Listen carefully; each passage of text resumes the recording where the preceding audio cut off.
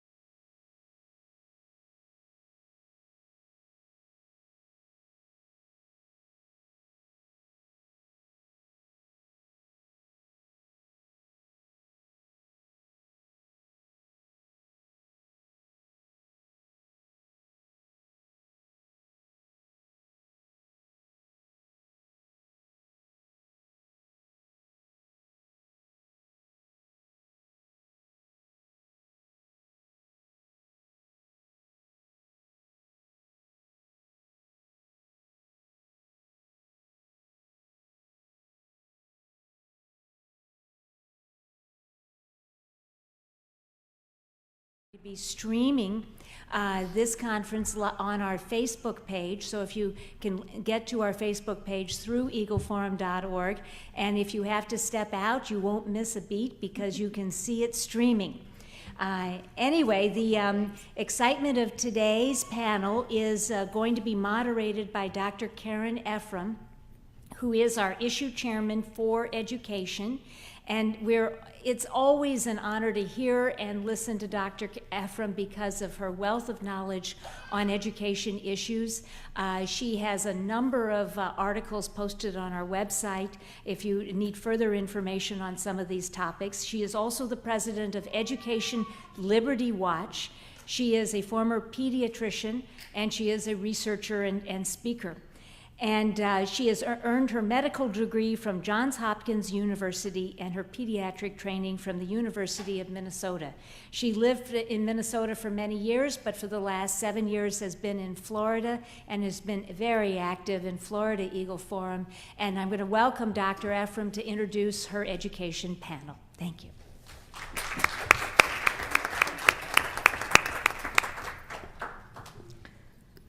Hello. Welcome to Eagle Council. Thank you, Anne, so much for that kind introduction.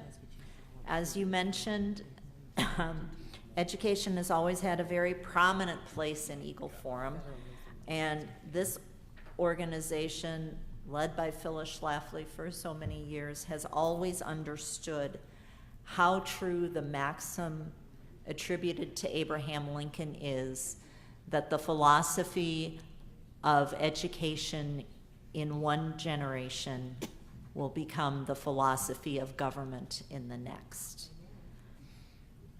Phyllis also wrote a seminal book about the dangers of early childhood education and child care via government sources, and that was called Who Will Rock the Cradle, based on the adage, "He who rocks the cradle will rule the world." Of course, all of that is based, whether they know it or not, on the scriptural admonition that we are to train up our children in the way that they should go, so that when they are old, they will not depart from it. It is that understanding and the work of Phyllis Schlafly, all of you in Eagle Forum, and Donna Hearn with her incredible education policy conference that she has been doing for over 30 years, that will take place January 24th through 26th, 2019 in St. Louis, that inspired me, encouraged me, and has equipped me for these many years to be involved in the state and federal education policy battles. Sadly, we have been reaping the whirlwind of the wrong side of those truths when it is government that rocks the cradle and government that is determining the philosophy of the classroom.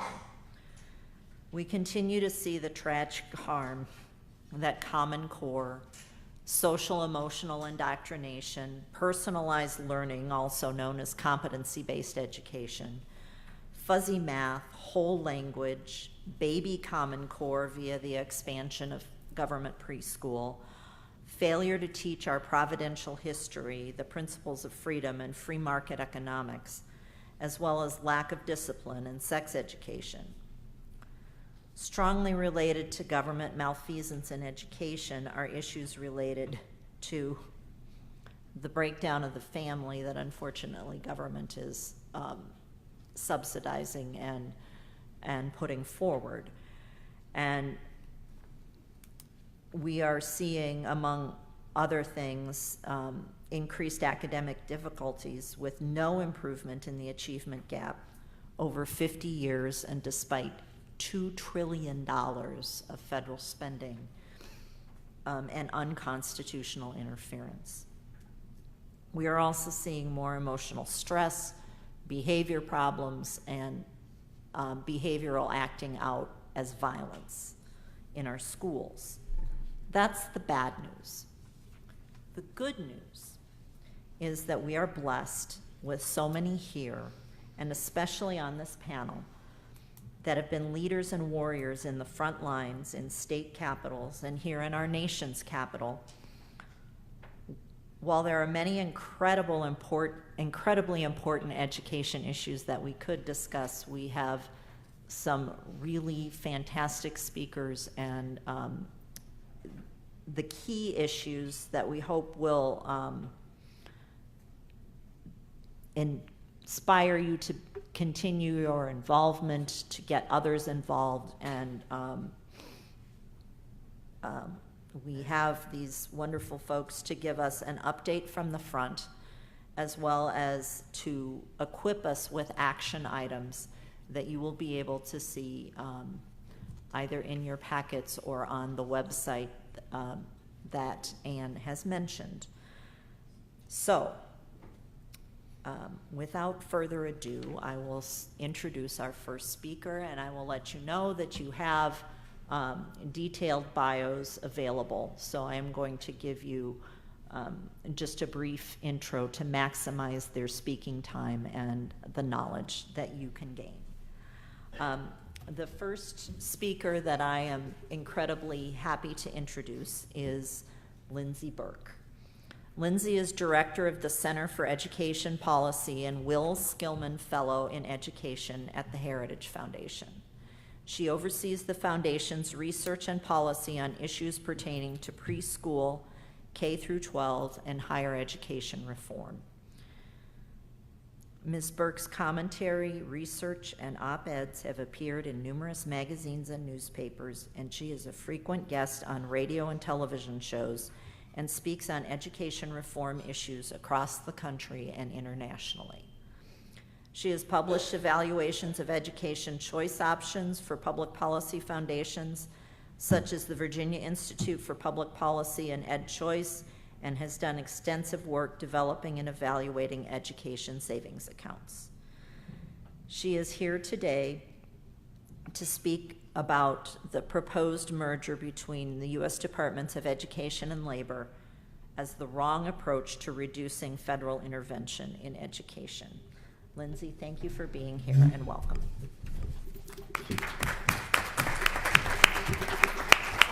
Great. Well, thank you, Karen, and thanks so much to Eagle Forum for having me. I'm honored to be able to be here today and talk to each of you about not only some of the problems that could come out of this proposed merger, but potentially a better path forward.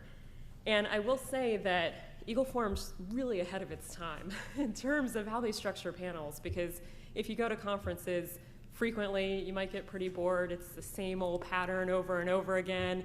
15-minute speeches from every panelist and not a lot of interaction with the audience. So they said, let's all be quick. We'll take 5 minutes, give an overview, so we have plenty of time to engage with each of you. So I'll try to keep it quick today. And Karen was also right about something else that is a really important point that is often overlooked when we think about the landscape and the history of K-12 education policy. And that is the fact that you taxpayers, have spent $2 trillion just since the 1960s, just at the federal level alone, just on K-12 education. Now, if we think about that for a second, right? I mean, that's a breathtaking amount of money. I know in Washington that's a rounding error these days, but really it is a breathtaking amount of money. That $2 trillion represents the mere 10%, today it's closer to 8.5% of education that is at the federal level. Now, it shouldn't be at the federal level, but it is, and that 10% of spending is what represents that $2 trillion. So that figure does not include state and local spending, where of course 90% of all education financing is raised.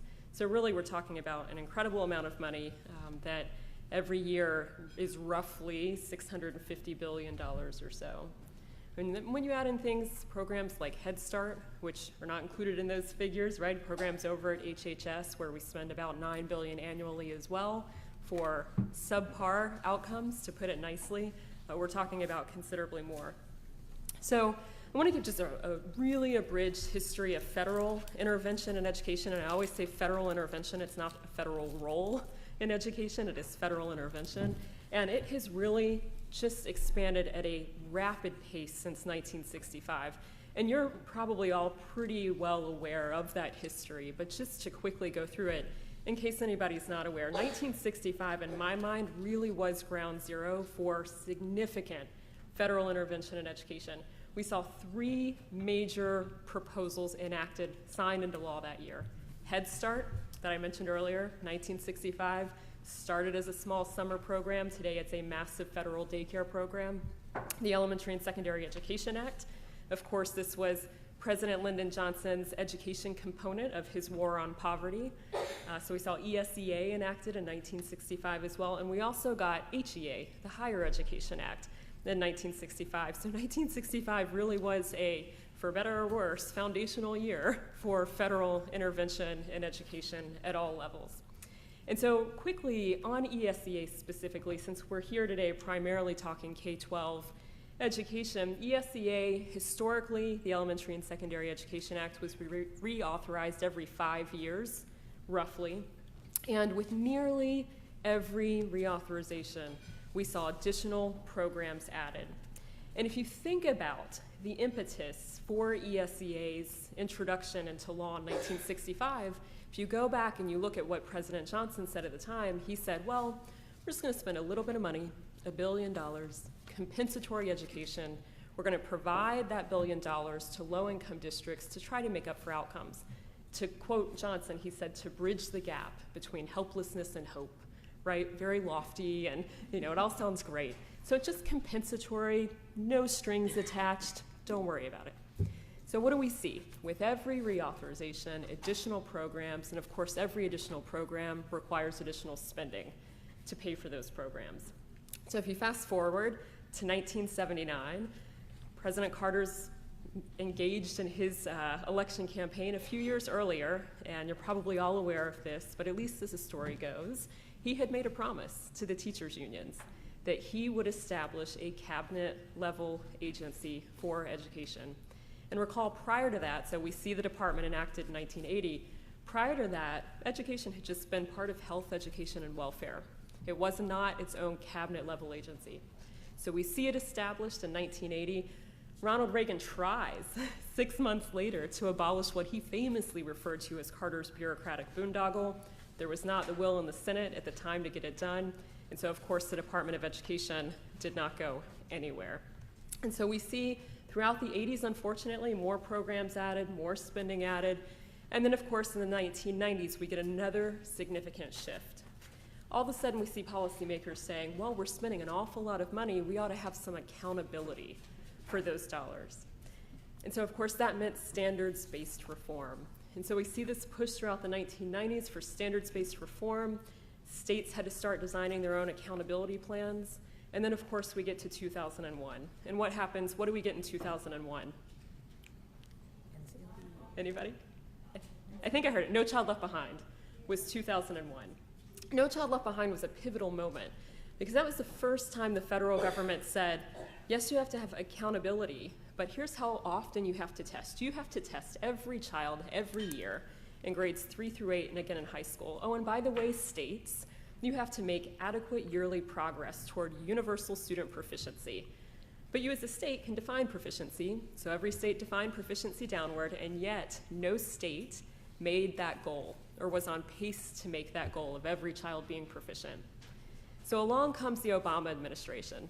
And what does Obama say? He says, we understand, states, we get it. You are chafing under the mandates of No Child Left Behind. We will give you a waiver to get out of these mandates. But how do you get a waiver? You get a waiver if and only if you agree to adopt standards that are common to a significant number of states. And of course, the only off-the-shelf option that met that criteria was Common Core.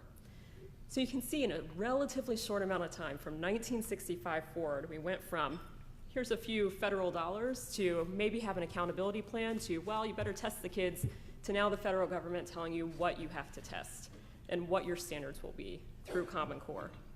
So, to keep it short, what is the answer today? We have now seen, I think, a well-intentioned but misplaced proposal on the part of the current administration to potentially merge the Department of Education and the Department of Labor. Is this a good idea? And so I just want to hit on a couple of points about why I think this is unfortunately a problematic, well-intentioned but problematic proposal and a better path forward. So this sounds good at first blush, right?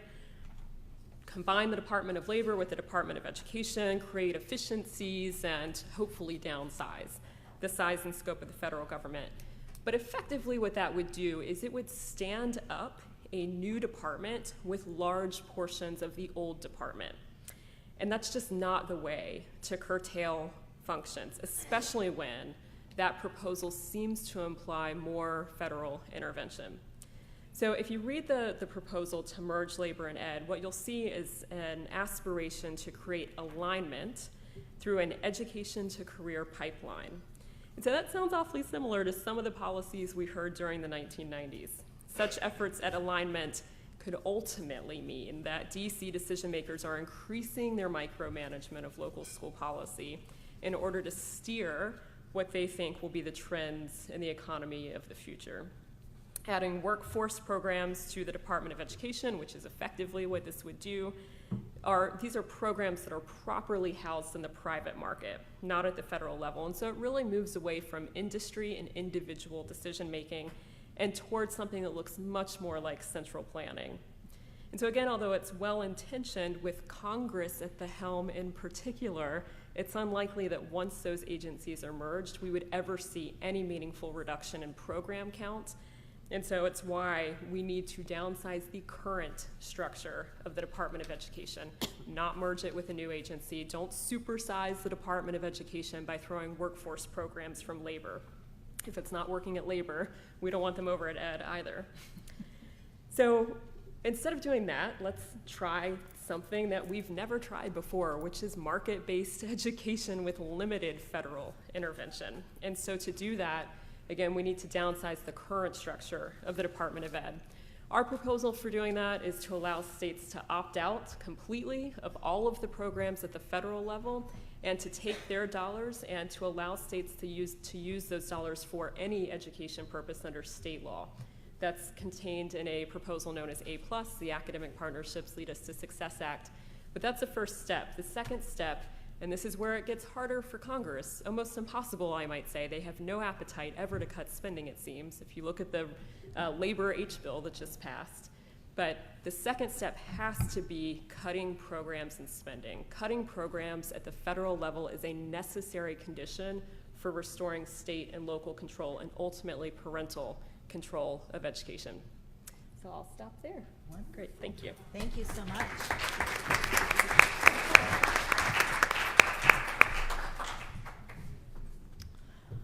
Our next panelist is Jane Robbins from the American Principles Project. She is an attorney and a senior fellow with that organization here in Washington, D.C. She has crafted federal and state legislation designed to restore the constitutional autonomy of states and parents in education policy and to protect the rights of religious freedom and conscience. She has written numerous articles with the problems of Common Core, threats to student privacy, and usurpation of state sovereignty over education, and has testified about these issues before the legislatures of 11 different states. She is a graduate of Clemson University and the Harvard Law School, and all her many articles and more information is available on the more detailed bio. Today, Jane will talk with us about today's progressive school. Psychological manipulation replaces academics. Jane, thank you for coming and welcome to the podium.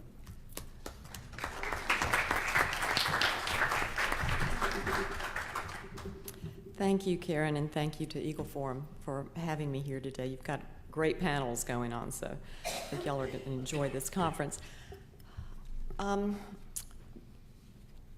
Today's progressive school, psychological manipulation. Karen and I have actually written a lot about social emotional learning, which is known as SEL. And this is all the rage in schools right now in every state, because every state education establishment is identical to every other state's education establishment. It doesn't matter if you're a conservative state or a liberal state. briefly, what this means is that the government will determine what kind of person a child should be, and then will implement programs and curricula in schools to develop that person. You may think that you thought you were supposed to develop your child into what kind of person you want him or her to be, but the government disagrees. The definition, the official definition from one of the big gorillas in SEL is of social emotional learning is the process through which children acquire and effectively apply the knowledge, attitudes, and skills necessary to understand and manage emotions, set and achieve positive goals, feel and show empathy for others, establish and maintain positive relationships, and make responsible decisions. Okay, so that sounds fine. I mean, we all want our kids to do all of those things. The question is, do we want the government replacing us as the entity that teaches kids how to do this and exactly what they should be striving for in those areas? I'm going to not get into the history of SEL because I don't have time, but it goes back really to the early 20th century progressives, including John Dewey, who thought that this was a wonderful idea. He especially came back from I hesitate to mention this, but it's true, and it's in our book, which my colleague Emmett McGarty will be here to sell tomorrow. That he came back from a trip to the Soviet Union, and he was just bowled over by what they were doing. They called it social behaviorism.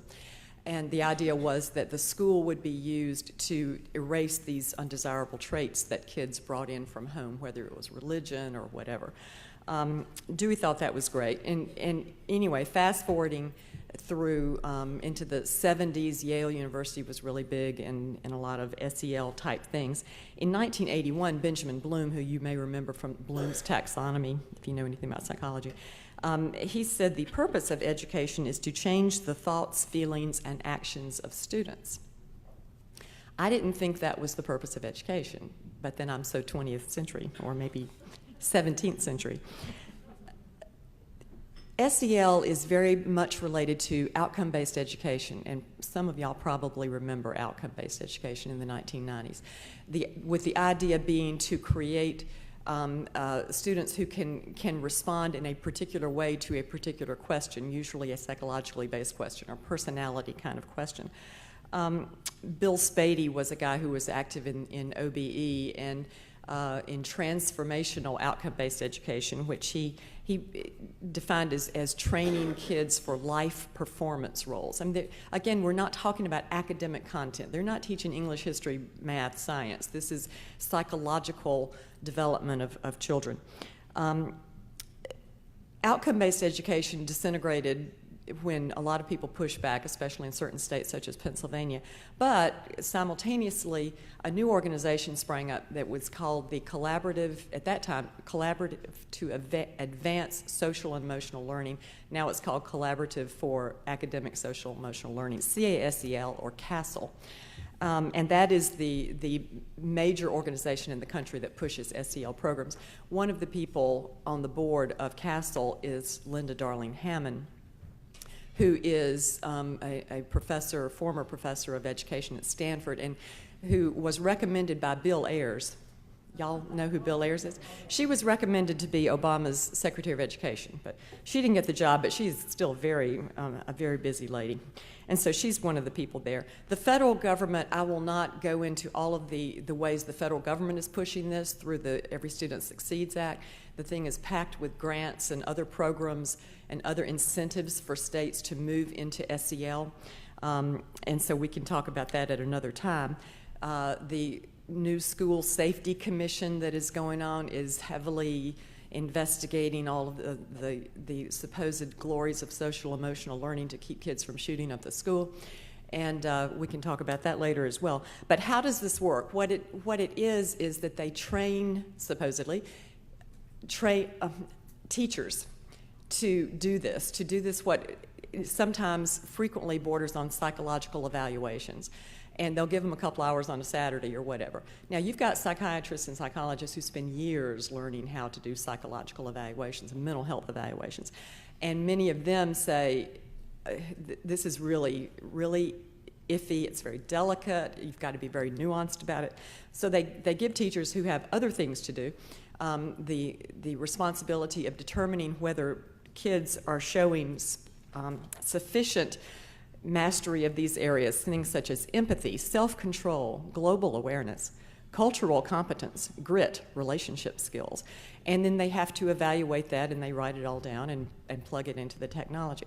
How this really works is through technology. There's nothing new under the sun in education, because SEL is essentially outcome-based education and Deweyism refried. But the one thing that is new is the technology, and a lot of digital training, digital learning, personalized learning is SEL based. And you put kids on a very sophisticated software platform, and they respond. They're given situations to respond to. What would you do if kind of thing? These contrived situations, and kids respond to that. And the software is compiling it. Well, okay, so we know that this child excels in this, doesn't do so well in that, not quite empathetic enough, and then maybe doesn't have the leadership skills that we need. All of this is impossible to assess objectively, as is admitted by the people who are the SEL advocates. They say the problem is we really can't assess it, but they're going to assess it anyway. They're going to plug it into the statewide longitudinal data system. So all of these amateur evaluations will go into the permanent record. We used to laugh about when people said, oh, this is going into your permanent record. Well, now it is. There is a permanent record because of all of the data collection that is going on. So these evaluations will go into that. And the privacy invasion is enormously worrisome, especially since the evaluations may be right, may be wrong. Maybe a teacher doesn't like a particular kid. My mother was a teacher. I can tell you that there were kids that she just didn't get along with. And I don't think I would have asked her at that time to come up with okay, so let's do a personality assessment on this particular child. But that's going into the database, which is not secure. It will be hacked. We know it will be hacked. And the federal government is trying to share databases among Department of Education and various other departments of the government, and with researchers. So you've got probably erroneous evaluations going into a data system that is going to last forever, track a child forever. I mean, maybe a prosecutor at some point wants to know that this child had anger management issues when he was 12. It's going to be there forever. Or maybe this child shouldn't, now that he's 30, shouldn't be allowed to buy a gun because, look, he got into a fight and had to go to the school counselor when he was 13. So, but the other thing that I want to mention, and then I'll sit down, is Karen talked about indoctrination. A lot of the foundations that are really providing a lot of money for SEL are foundations that are heavily into progressive causes. And their idea is not just to make sure that you've got a kid who's, go get it kind of kid, but foundations that are really trying to develop that child into someone with certain opinions, a child with who becomes a good global citizen, who's worried about climate change, who is willing to make the sacrifices for climate change, who has all of the right opinions about LGBT issues, and essentially going back to John Dewey, we want to erase certain traits and instill others.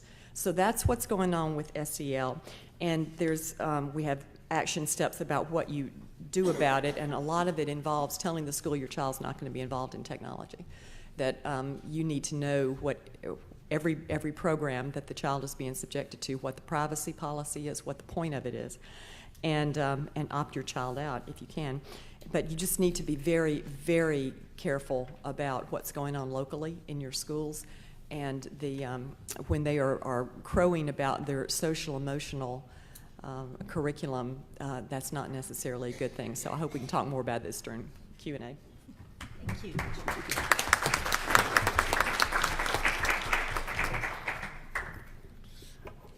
Our next featured panelist is Dr. Bill Evers. Williamson Evers is a research fellow at the Hoover Institution, specializing on education policy, especially as it pertains to curriculum, teaching, testing, accountability, and school finance. Dr. Evers was head of the agency action team for the U.S. Department of Education in the Trump transition. He was Assistant Secretary, of Education for planning, evaluation, and policy development. He has written extensively on education, and his columns have appeared in Education Week, the New York Times, Wall Street Journal, Los Angeles Times, and Christian Science Monitor. Dr. Evers received his BA, his master's, and his PhD degrees in political science from Stanford University. And he will talk to us today about education under DeVos, stepping back from federal action. We're grateful to have you here, Dr. Evers. I'm going to speak from right here. So I'm going to first say a little bit about how we got into Common Core as a thing that was happening, and say a little bit about deregulation that's occurred under DeVos, a little bit about what's still to be done, and I'm going to close up with some thoughts on workforce planning. So how did we get into Common Core and national curriculum content standards? Well, for a long time, there have been people who wanted a national curriculum. They liked sort of the France situation. In France, it's proverbial that in Lyon and Marseille, everybody's on the same page. And it's probably an exaggeration, but nonetheless, that's what people aspired to. And it wasn't necessarily all Democrats or all Republicans. It was more like technocrats, people who thought things can be done from the top down better, that favored this. So they had been trying this under a number of administrations. Carter, George H.W. Bush, there were a number of initiatives. Reagan shied away from it. President George W. Bush shied away from it. But towards the end of the George W. Bush administration, the forces, and these are people, things are done by people, not just by abstract institutions. So they came from different places, and they were all for this, and they saw an opportunity. Somebody new is going to be coming on the scene. So in particular, the governor of Georgia felt that the children from his state. Look at me like it's my fault. You're from Georgia. Anyway, that they were being compared to kids from other states that were doing different things, and wouldn't it be better if everybody was just on sort of the same level as Georgia? So he happened to be in charge of a unit of the governor's lobbying organization, and he worked with these people that had wanted to have national curriculum for a long time to do this. Now, in their own minds, they rationalized it along the following lines. They said, look, if we have dispersed, decentralized institutions like states and school districts, everybody's going to do the least amount of work possible, and there'll just be a death spiral to the bottom, okay? And so they call that a race to the bottom. And they think that's natural. If we allow constitutional federalism, what's in our system, everything will get worse, unless we, the progressives at the top, take over. Okay, so that's what they did. They tried using what they call race to the top. So they had money from the stimulus, and they used that to goad the states into accepting this national curriculum planning. And then, since there are various statutory inhibitions about the federal government supervising curriculum, they needed an enforcement mechanism. So to have that enforcement mechanism, the federal government paid for tests that were going to test the Common Core. So instead of teachers being able to close the classroom door and do what they want, the system was going to go inside the door, and it was going to test each child, and it was going to see if the teachers were following the Common Core. So that's what we had, but we had a presidential candidate who really his greatest applause line on the stump was You have to get rid of Common Core. Problem is that actually turns out to be sort of difficult because the ESSA, Every Student Succeeds Act, doubled down on the fact that the federal government is not supposed to be interfering in curriculum. So after, in a sense, the Obama people had interfered in curriculum by putting this in, Congress said, thou shalt not interfere anymore, and so then we're stuck with the thing. So Secretary DeVos has said, Common Core is dead, as far as I'm concerned, as far as the department is concerned. So they don't give it, they say anyway, obviously, one can debate the extent to which this has happened, but to us, we're not giving any special status to this. This is a state matter. We're not going to give that any special standing or privilege, and that's what they're doing. Now, this other important thing is that the federal government, both under Obama and in case there were pro-Common Core people remaining in the department, whether civil servants or whatever, they never figured out how to lock in these federally subsidized tests that we're going to check on, do the policing action to make sure Common Core was going to be followed. So that is unraveled. So it used to be almost all the states were taking these tests. I know you can't see this, but you see some dark spots, and you see, because you can imagine what the United States looks like, you can see that there's a lot of blanks. So the majority of states do not have these federally subsidized, federally sponsored tests anymore. So it's coming unraveled. It's not going to happen overnight. But just as when I was a young man, when I was younger than a young man, the new math of the 1960s unraveled, even after it was promoted by the federal government. This too will unravel, but it will only unravel if you do your work. So you have to fight to overturn this at the state level and get better standards. So now I want to talk about some of this deregulation stuff. Some of this is just going to be kind of listing and allow you to ask questions. So the racial diversity guidance was rescinded. This is all under President Trump and Secretary DeVos.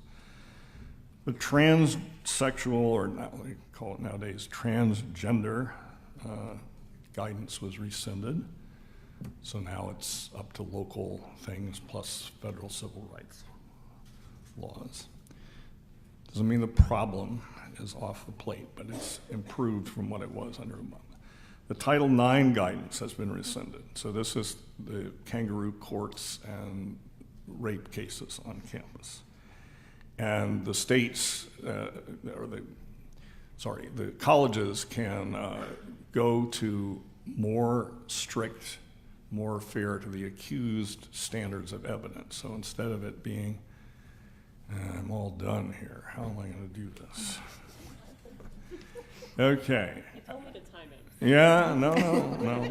Okay, well, I'm just going to skip over the action items, which are fixing FERPA, fixing the 95% versus state opt-out, and the testing of what exactly has been learned rather than the same for every state, and the allowing of ACT and SAT to be used for accountability, and student discipline. I'm going to skip over all those things, hugely important, especially the student discipline. And I'm going to just talk a little bit about the workforce planning.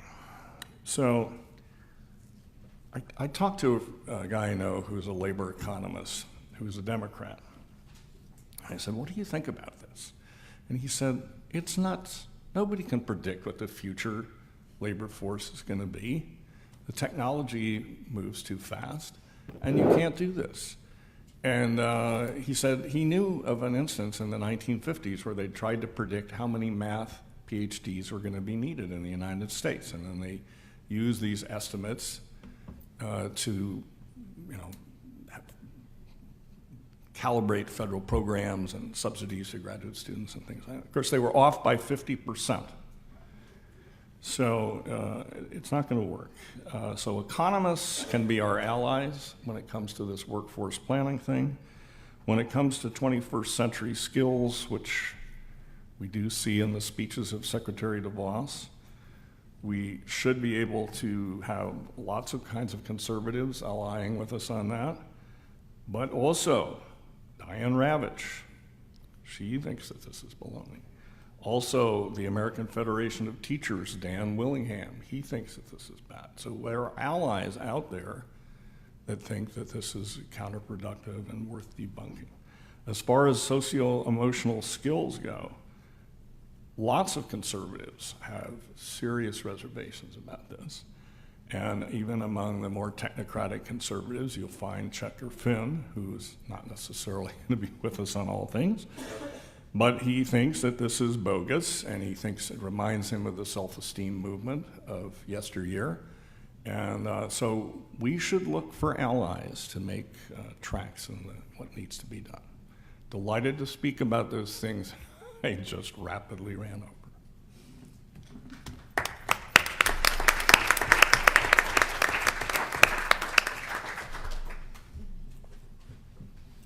Thank you very much, Bill. Our next speaker is Ann Gassel, who has been a coordinator on the Missouri Education Watchdog blog for 7 years, covering a wide range of issues in public education. She was a founder of the Missouri Coalition Against Common Core in 2011 and lobbied for 5 years in Missouri's capital to remove the Common Core standards and stop the associated collection of student data by the state. Prior to her grassroots work, Ann worked for the Engine Manufacturers Association, where her Bachelor of Science degree from Northwestern University came in handy for comprehending EPA regulation of emissions and fuels. She continues to be interested in science, delving into studies of the mind and cognitive function and how it relates to how children learn. She's here today to talk with us about the cognitive science case against technology in the classroom. We invite you again to look at her full bio and welcome her to the podium.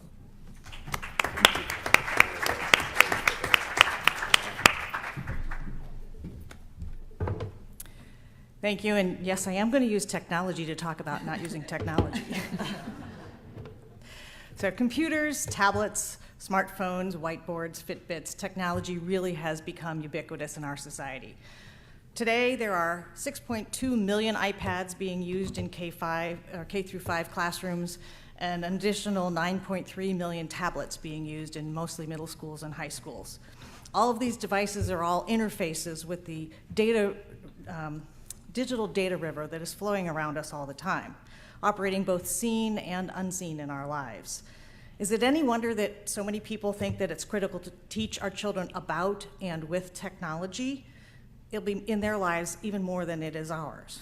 Fortunately or unfortunately, depending on which side of the funding stream you're on, technology is developing faster than society as a whole can keep up with it in terms of determining its proper use and etiquette.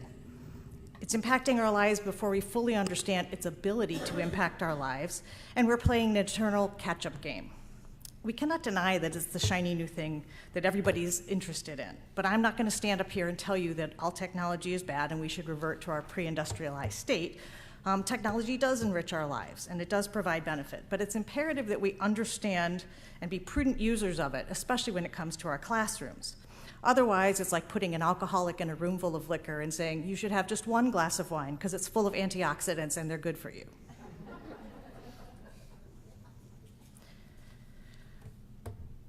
Cognitive science has discovered so much about how our brains work and how we learn. And unfortunately, this type of information is not being passed over to our colleges of education, which means our teachers are coming out unprepared to address the next fad that's going to fix education, and really using technology in the way that's most beneficial to the ages of the students in their classrooms.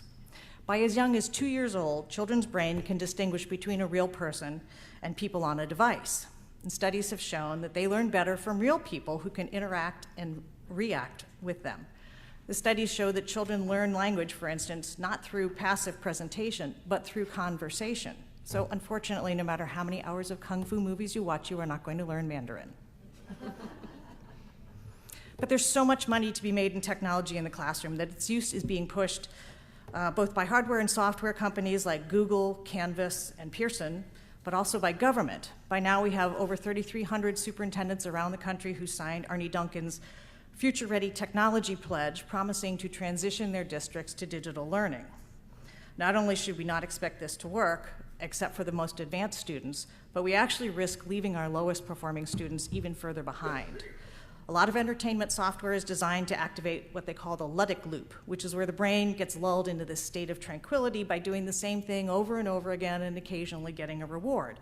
Think of the one-armed bandit, or sitting and playing solitaire, or even knitting, where getting to the end of the row is a reward of its own. You have to be shaken out of the Ludic loop or have self-control, which children do not have, to put limits on yourself, like saying, I'm only going to watch 2 episodes on Netflix tonight, or I'm only going to spend 60 minutes on my phone. This is why kids can play hours and hours of video games without even noticing the passage of time. Their brains have become disengaged from the normal state of awareness. Edutech companies have introduced gamification into their learning products, marketing the tech that is, they're saying it's so engaging that kids won't even know that they're learning. Well, cognitive science says this is bunk. We must develop both long-term memory, where procedures and facts are stored in small amounts and small elements of knowledge. It's practically limitless in the human brain, and our working memory, where the brain thinks, plans, and solves. It can draw from that long-term memory on that infinite basis, but it has only 3 to 5 slots in working memory to work with new information in order to solve problems. So the definition of intelligence requires us to commit bits of information to that long-term memory and then pull them out on command. Those bits are stored slowly over time through focused attention, repeated exposure, and retrieval practice. The early years in school, when kids' brains are these dry little sponges, are when we should be loading that long-term memory with all kinds of facts and procedures that will be a limitless treasure trove of solutions for future problems.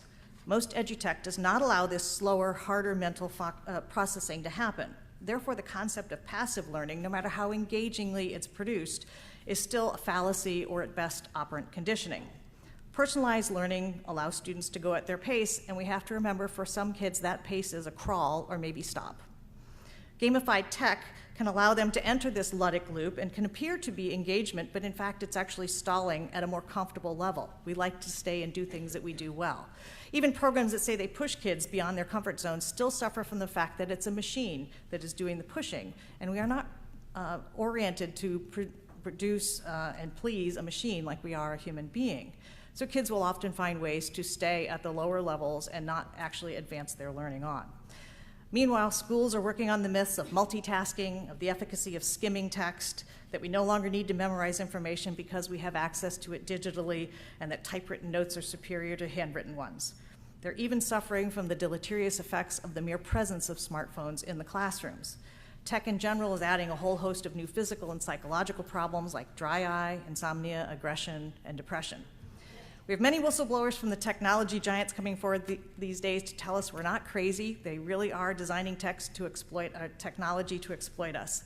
Paul Emmerichs, who was one of the defectors from Silicon Valley, wrote that the primary concern of the edutech companies is not the children's education.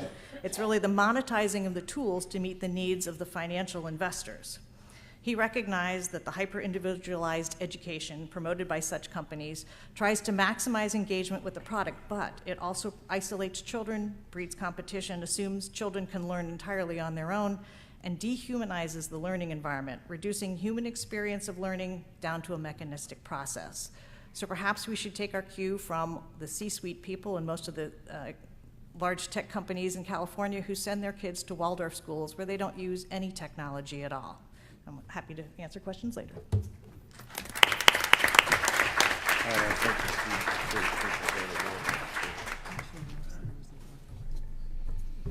And last but absolutely not least, our final panelist to speak today is Ben Payne, who's project officer for the Barney Charter School Initiative at Hillsdale College. Ben transitioned from a career in architecture to education by accepting a position to teach at Highlands Latin School, which is one of the top-rated schools in Kentucky, founded by Memoria Press, a leader in classical homeschool curriculum. He then became a teacher, administrator, and dorm parent at West End School, a free, private, college prep boarding school for pre-K through 8th grade boys from Louisville's underserved population. He holds a bachelor's in economics from the University of Virginia and a master's in architecture from the University of North Carolina in Charlotte. We invited Ben here today to offer some creative and encouraging alternatives to public education, classical charter schools. Thank you, Ben, for being here, and welcome.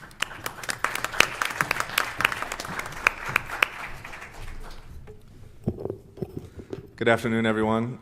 Thank you so much to all of you for being here. It's a privilege and an honor. I think one of the things, having not been in education beforehand, having been in architecture, I really didn't know what education was all about. I thought I did. I went to school, and I thought I had a good idea. But then when I tried to enter public education in particular, I realized that it wasn't necessarily all that I thought it was going to be. Most recently, I've been a principal at a Barney Charter School Initiative school, serving a Title I population for the last 5 years. And after going from Highlands Latin School to West End School to boarding school, and then into a full-fledged public school principal position, I felt I was moving further and further away from what education should really be. And so I just want to tell a quick story. Title I means that your school has a decent number of students who qualify for free lunch. So I was a Title I principal. And the state where I was a principal, they had a statewide conference where they brought in all the Title I principals from all across the state. So these are students that statistically do not do very well. Our schools are full of students who statistically do not do very well on the state tests, on the Common Core-based state tests. And this was a conference to rally us, to show us what it was all about, to tell us how to be better principals. And the gentleman who led the keynote address, he comes in and he says, "First of all, see all these wonderful people in the room. Thank you so much for being here. You all are fantastic. This is not about education. This is about proficiency. So I don't want to hear all these debates about what education should look like. This is not about education. This is about proficiency."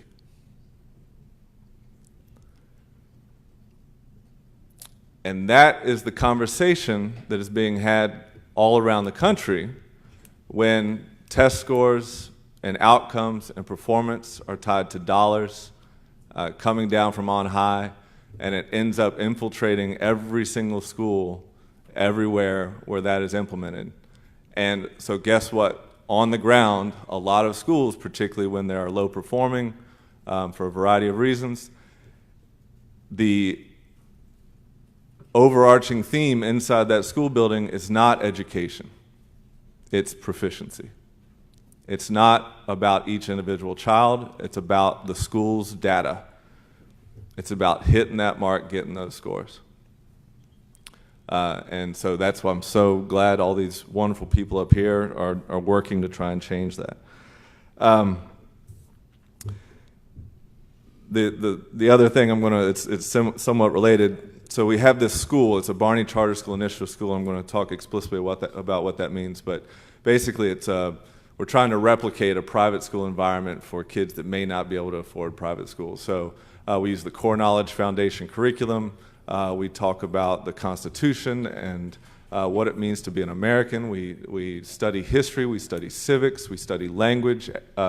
We do not use much technology at all. We believe that conversation between humans is really important.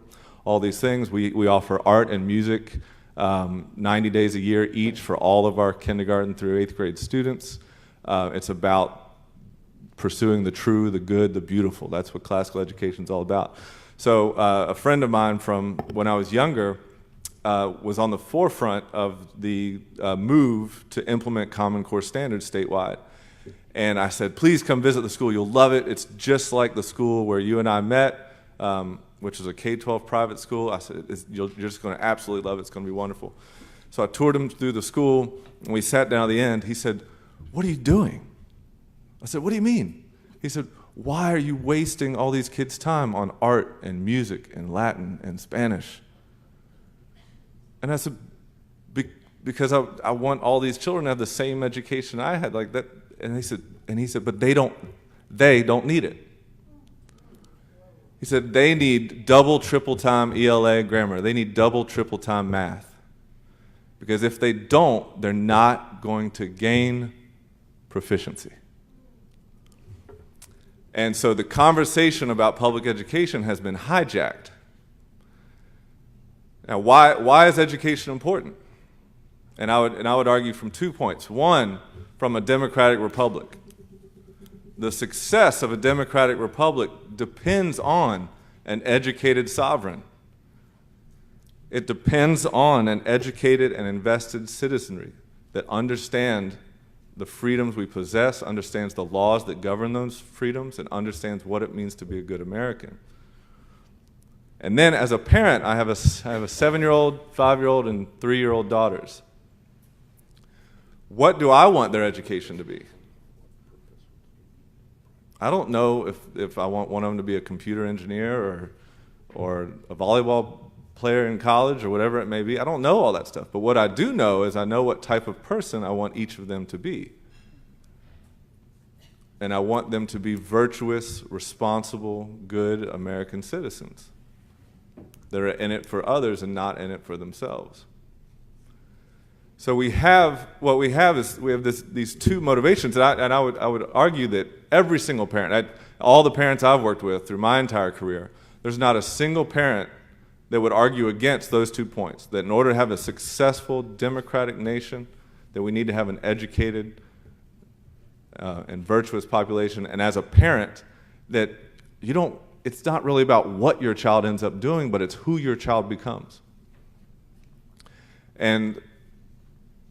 But those are not what's governing the path forward in education right now in a lot of respects.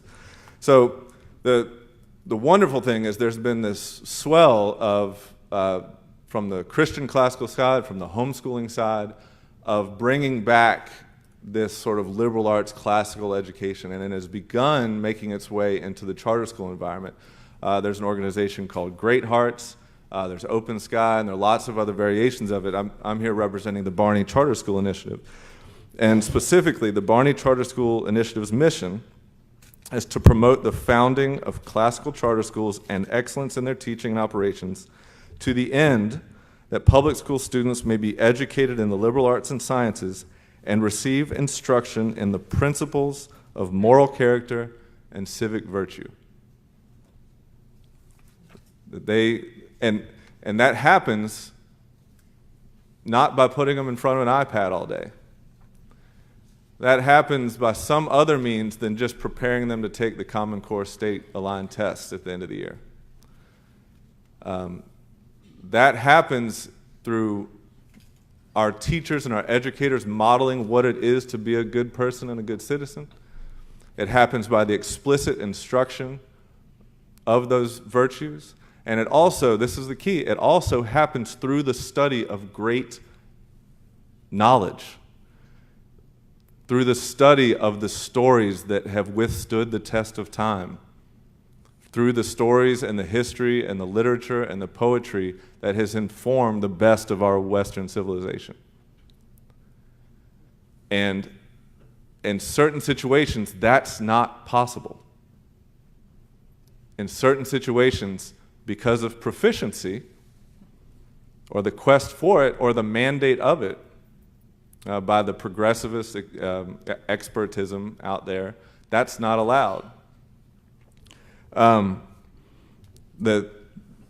so the third story that I'll quickly say, and then a few points, is one of the folks from the state also came into this classical environment where we have students of all backgrounds in 9th grade reading the Iliad and the Odyssey. We have students studying the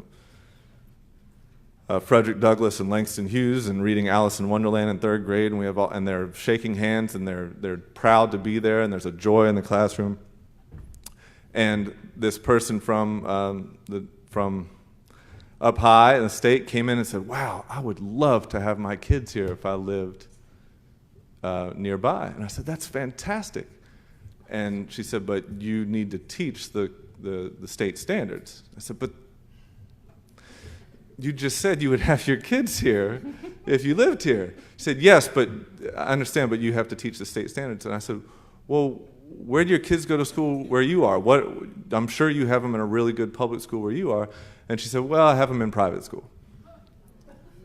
And I said, luckily I had a good relationship, and I turned, "Oh, what do you mean? You're telling me what has to happen in this public school building and your kids go to private school?" So, "Well, I did have them in public school, but I didn't like what they were learning." So anyway, really quickly, 4 thoughts about the liberal arts model.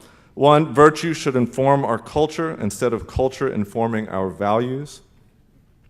So that's against the progressivist notion. Instead of being a child-centered, what that means, we should not look to meet kids where they are, but we should lead them to where they should be. Number 3, sort of anti-STEM or STEAM.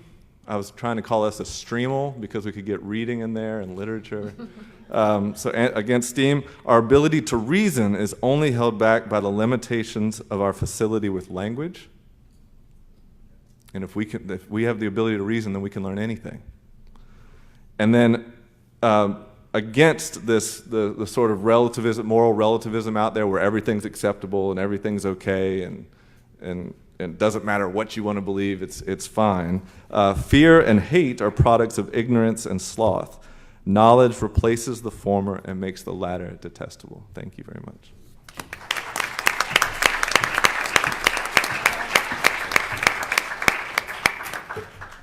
Thank you, Ben.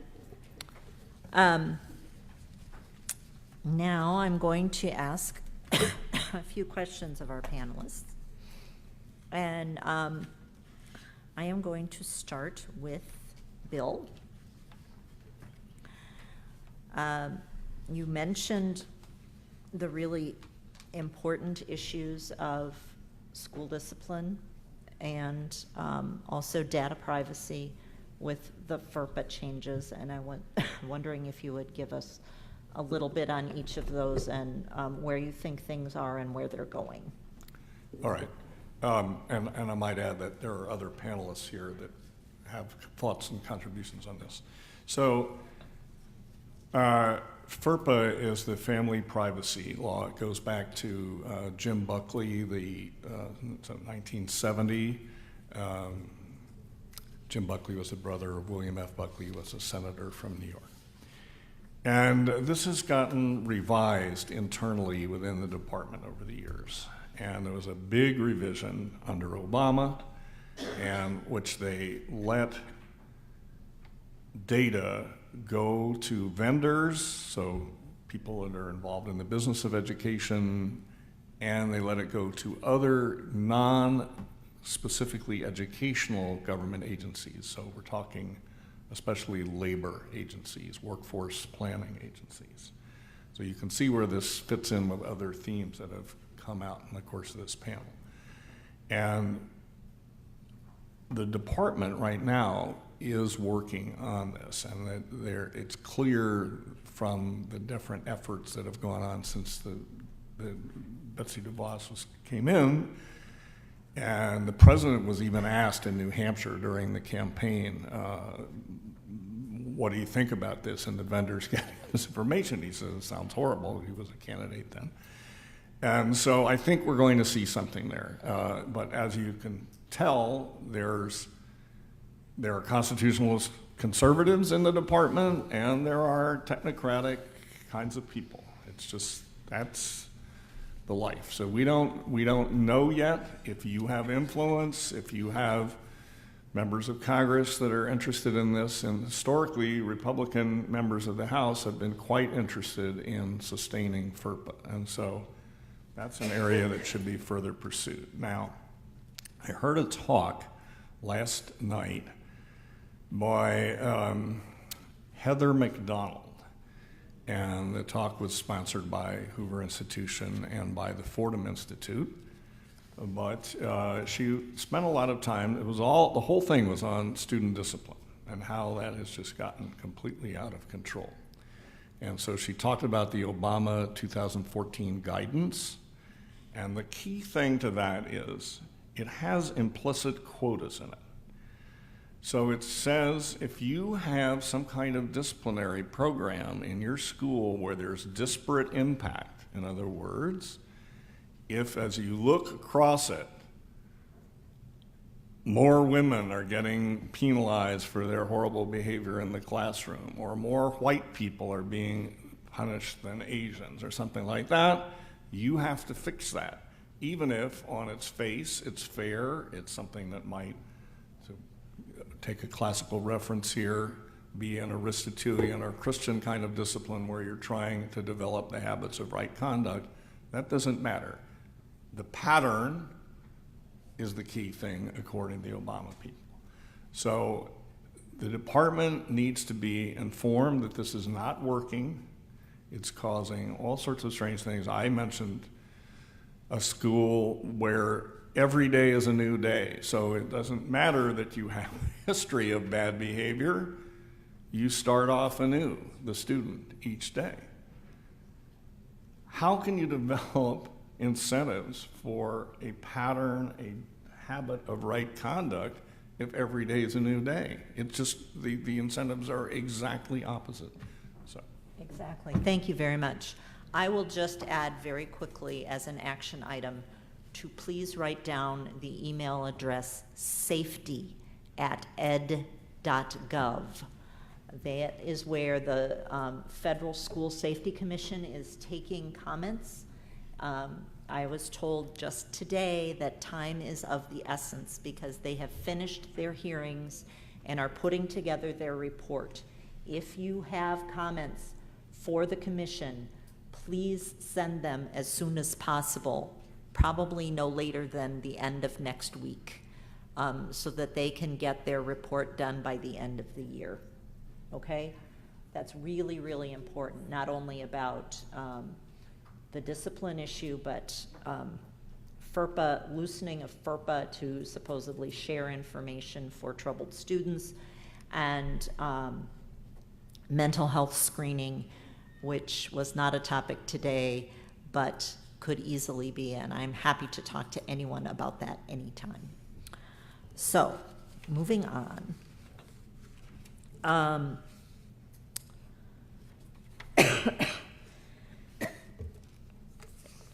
Jane, would you like, I'm sorry.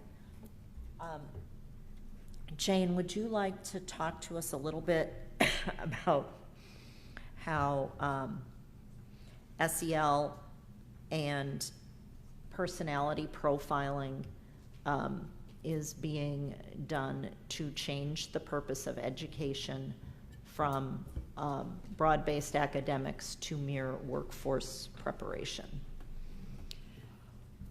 Yeah, that is a very broad topic, and Bill talked about the workforce development. Education is being, at least not education that's outside of the classical movement, is being converted from genuine education, which is academic content knowledge, to developing the kinds of workers that industry wants. It is very much a system, I won't use the word, but it's a system that was very popular in Europe in the 1930s, where governments and industry collaborated and colluded to create, so that the government would, in the schools, produce the kinds of workers that the industries needed. And this is a bipartisan view of education. We spend half our time, more than half of our time, fighting with Republicans about this because it sounds so practical. But what is happening then when you get that in with SEL is that the incentive is to develop people who will have the kind of mindsets that would do well in a politically favored industry in the area. We need this, this, and this. Can you produce it? Okay, we can do that. And we need people who will definitely be on time and people who will not object to what we're doing, people who will not create a problem if they think that there's whatever it is, the kind of person that we need. As Rex Tillerson said when he was head of Exxon, we are the customers for your products. The students are the products. And so the industry should be calling the shots about what is produced by the schools. So SEL can be used very much in those purposes.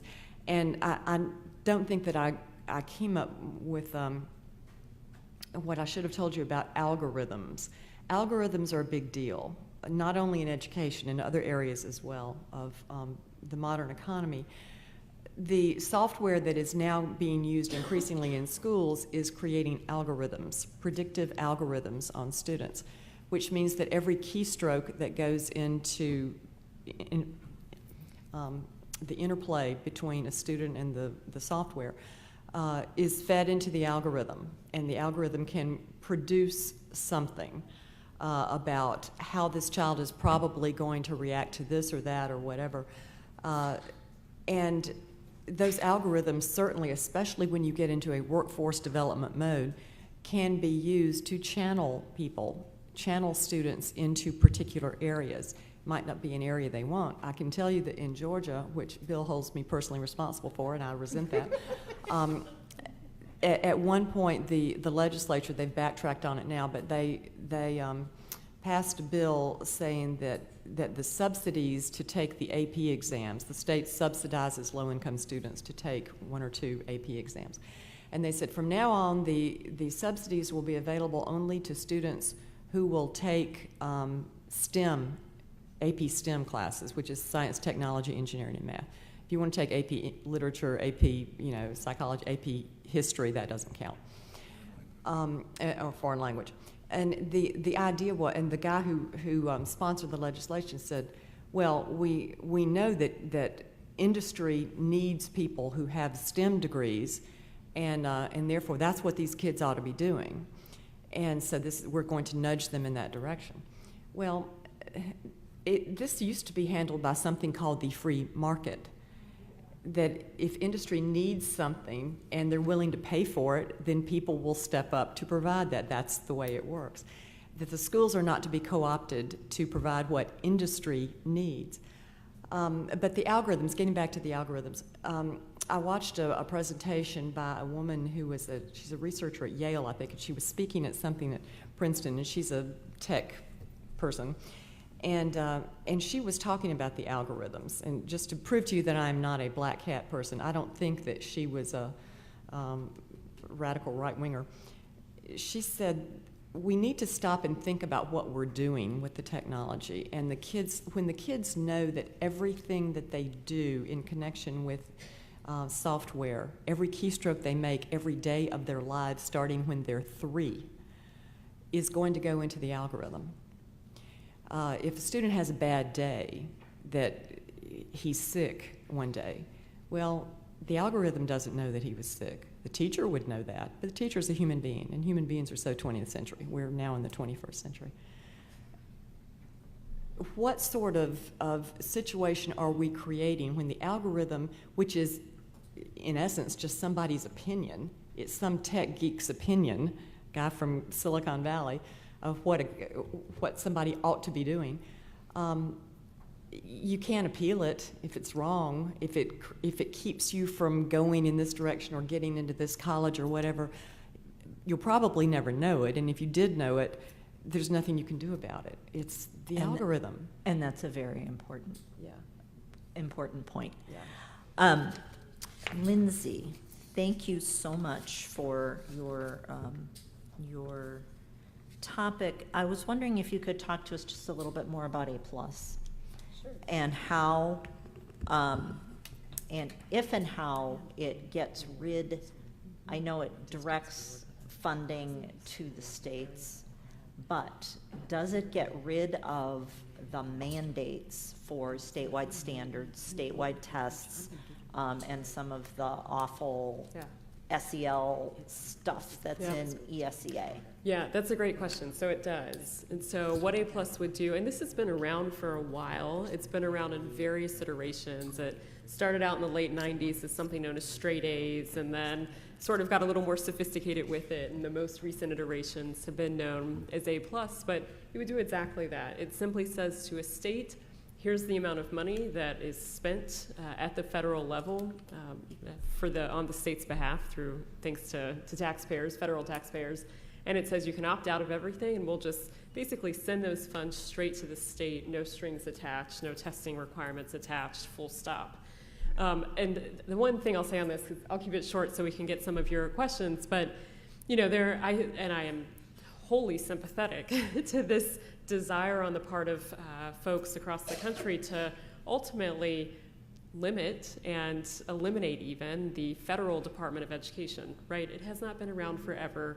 This is something that can be accomplished, but we hear it year after year and have not seen any meaningful success or steps in that direction. And so this is something that I think is a thoughtful, big first step to actually limiting federal intervention in education, allowing states to really determine what they do with federal funds. And then ultimately, as I said earlier, it requires that second part of the dance, which is to actually cut federal programs that have accumulated over the years. And there are hundreds and hundreds that have accumulated over the years. And, to, I guess, give ESSA a little bit of credit, it did eliminate a few programs, but really what it did more than anything was create a large umbrella for these programs, so it consolidated a lot. But you will notice, if you look closely, that it did not eliminate a single penny of spending. So all the money's still there, it's just filtered through a larger umbrella at this point. So if we genuinely want to get to the point where we can limit federal intervention in ed, allow states to opt out, and then start trimming programs and spending. Sounds good, thank you. Anne, you mentioned that, and data privacy is a big concern. So I'm going to ask you to tell me very quickly about the major data breach that happened in Springfield, Missouri, and also about the FBI PSA related to education technology. Okay. If anybody hasn't seen this, Michelle Malkin recently did a piece on this. Schools use the Google Chromebooks. Google made a point of giving them to schools. They fed that in there. Associated with Google Chrome is their Sync program, part of their family of tools that allows you to, as a Google account owner, go on any device you have. As long as you're logged in, it will copy over all of your search history, all of your passwords, all of your cookies, all that kind of thing. So no matter which device you're on, it's exactly the same. And that's what they have as a marketing feature. In Springfield School District, they got Chromebooks. The school set up accounts for the students, a Google account, because you have to do that now with Google. And those accounts began collecting the students' information. But they also began collecting the family's information because of this Sync feature. As a result, in one family in particular, they collected not only all of their browsing history, but all of their passwords, including the father's password. He was a radiologist at Cox Medical System, so his access to the patient portal was compromised. The school had access to this. Because this family in particular, the mother was a whistleblower on the school, somebody used that school access data and began messing with their accounts. They drained their bank accounts, they lost their house, their credit has been ruined, they're now back as a family living with her mother.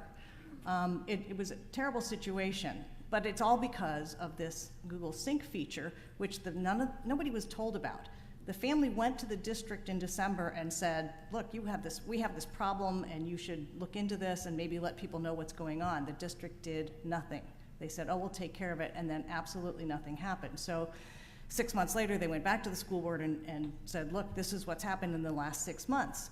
The school board still said, don't worry, we're handling it. Nothing has been done. They went to the FBI. The FBI confirmed that, yes, there has been hacking of that data by actually the school district. And so we're trying to get the word out of the Missouri Education Watchdog to let people know, go look in your Google Drive. If you go to our website, Missouri Education Watchdog, on the August 2nd post, it's called What Does Google Know About You? It will give you instructions as to how to look in your Google Drive to see what is in there. The challenge is, because the school district gave the Chromebooks and created the accounts, the parents cannot change the password or in any way block the school district out of the account. We have another school district in Missouri that's, where the parent refused to sign the technology agreement letter. The district sent back a letter to that parent saying, you have to sign this because we cannot educate your child if they cannot use technology. So now you're stuck in this loop where you're exposed, your data is exposed, and you can't get out of it if you want your child in public school. Thank you. Ben. Really quickly, can you tell us how your Title I school is doing? Because that's often a concern about charter schools, that it's not helping or much different from traditional public schools for the struggling school districts. That's one issue, really quick. And the second is, how do you deal with the mandates of testing? Thank you. The first is the last school where I was, our English language arts scores beat the local school district every year we were open, and they started to get to the state level, even though we had a majority Title I population. But because we were teaching the Core Knowledge Foundation, we were teaching civics, we were teaching American history, that stuff didn't line up, so those scores were lower. And that falsely led others outside the school to come to the conclusion that we weren't teaching anything. So last year we said we had to teach the state standards. So in 3 to 4 months, without any preparation or anything, our teachers teaching social studies and science in 1 year went from having the lowest social studies and science grades, some of them in the state, to beating the state average in 3 to 4 months. And everybody's saying, how did you do it? And I said, well, we had a really strong school culture. We have great teachers, and the kids believe in themselves and know what it is to work hard. So put anything in front of us in 3 or 4 months. And so then the question is, well, what's happening in the school district then? If you're able to do this in 3 or 4 months and you're beating the school district by 20 percentage points or 30 percentage points, what's going on? And I said, that's the added benefit to the liberal arts education. It's not simply picking up the knowledge or learning Latin or whatever it is. It's actually you're building up the child's ability to succeed in the long term. It's not going to show up if you're not in certain circumstances, but it's there. So that moving forward. Actually, I'm going to interrupt you.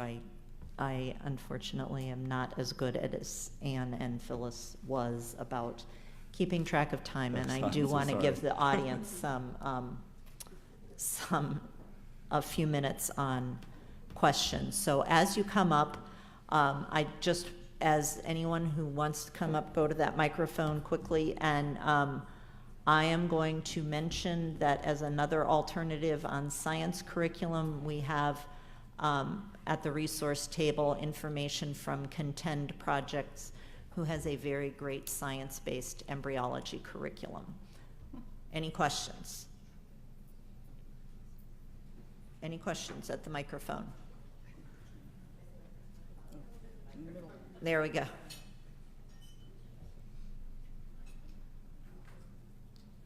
Hello? And direct. Can you hear me okay? Yes. My name is John Kaufman. I'm really enjoying your remarks, so thank you very much. I'm a school psychologist, Richmond County, Augusta, Georgia, and I have to deal with behavior management, behavior problems, parent problems, all kinds of things. I would be very interested from a policy standpoint if you could give me some direction and perhaps some hope about dealing with behavior problems. Well, what is the you mentioned, sir, the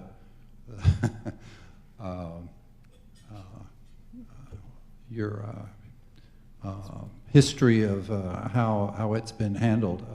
What is the current wisdom about dealing with behavior problems? Because in the schools on a daily basis, there is a lot of drama, and teachers and administrators are often hamstrung about controlling, but staying within the law and avoiding lawsuits, and just running the school, just getting through the day. So I'm eager to hear what you have to say. Thank you. Again, there are other people up here that might want to chime in, but I think the core thing is we want to get rid of disruptions that block education. We want to not be licensing the students to misbehave somehow. We want to develop in them character, habits, respect for others, respect for the importance of education, paying attention to people that are your intellectual authorities, namely your teachers and administrators that are trying to run this whole educational endeavor. And you have to roll back regulations and laws that are creating this permissive atmosphere that is allowing misbehavior to run amok. Now, I mentioned Heather McDonald, and she touted to me a new book that's expected to come out, I guess, in a few months from St. Martin's, which is a extremely prestigious publishing house, and it's by a person named Chinque Henderson, and it's called Sit Down and Shut Up. So I can't personally vouch for it, but she cited all these fabulous things from this book. And so this is written by a frontline teacher who's also done a huge amount of research on this. And I have to say, if Heather McDonald thinks something is good, it's probably pretty good. So I would recommend pursuing that. And you just have to tell legislators and school board members And the the Federal situation Department of and the Education. Federal Department of Education, because they need to rescind this guidance from 2014. You have to tell them the situation has gotten out of hand. Classroom learning is not going on in the wake of this disruption. But they also need to rescind the consent decree that the Department of Justice put on several school districts, because that contains the disparate impact data that forces them to have these guidelines. This whole disparate impact is just evil. It instead of addressing individual acts that might be wrong, it's looking at these patterns. And my Hoover colleague Thomas Sowell, the economist, African American economist, he just has a new book on disparities, and he in his book, which I didn't have the disparities book handy, but in this book, he also talks about it. You just can't say, oh, just because there's a lot of Mohawks in the construction industry in New York, there's some sort of horrible pro-Mohawk discrimination going on. You have to not have that mindset. And so. Absolutely. All right. Go ahead. If I might add, as a former classroom teacher, California actually has on its book an ed code that all teachers are to be teaching the Golden Rule. They just don't seem to enforce it, and most teachers don't know that, but I did that, and it was amazing. Just teaching kids what morality is, a simple thing like the Golden Rule, it changed the whole atmosphere in my classes. So we just need to get back to what we used to do in the good old days, a simple thing like the Golden Rule. My question, I have been doing a lot of research on technology in the classroom, especially Wi-Fi in the classrooms, and the terrible effect this is having, especially on children in elementary school. In France and other countries, they have totally outlawed Wi-Fi because the little brains are still developing, the skull is very thin, and children are getting sick. I just wondered if you, who have done a lot of technology studies are finding that true as well. There's certainly lots of information about people who are sensitive to the radio frequencies, and the nice thing about that particular topic is the solution is relatively simple. You simply go back to a hardwired system with Ethernet, which frankly in many cases is much less susceptible to the downtime that plagues the Wi-Fi system. So if you want to talk to a school board about hardwiring and the technology that they use, that would be an easier solution than to convince them about the getting rid of all technology. So I've also been talking a lot about trying to build alliances, because we are wonderful people, constitutionalists, conservatives, but we need some other people. Teachers' unions, by the way, are concerned about school discipline running amok. Right. So we don't necessarily often make alliances with teachers' unions, but here their constituents are, obviously students are the main victims here, but teachers plenty of times are even subject to physical things that are very horrible. Absolutely. Thank you. Last question, really brief. Hi, I'm Margaret Clark. I'm with Alabama Equal Forum, and we were here, excuse me, lobbying yesterday. I want to thank each one of you for the information that you gave us today. This is all very informative and helpful. My question is to Lindsey. One of our representatives is considering sponsoring the merger bill, whereas several of them had no idea it was even in existence. I was wondering where this idea of the merger came from, and who is sponsoring it besides our single representative. Thank you. And also, where can we get a copy of the A+ bill as an alternative? Great. Thanks for the question. So the good news is it's highly, I shouldn't jinx it, but it's highly unlikely that we're going to actually see this come to fruition long term. The merger. Right. Yeah. Not A+. A+ will happen.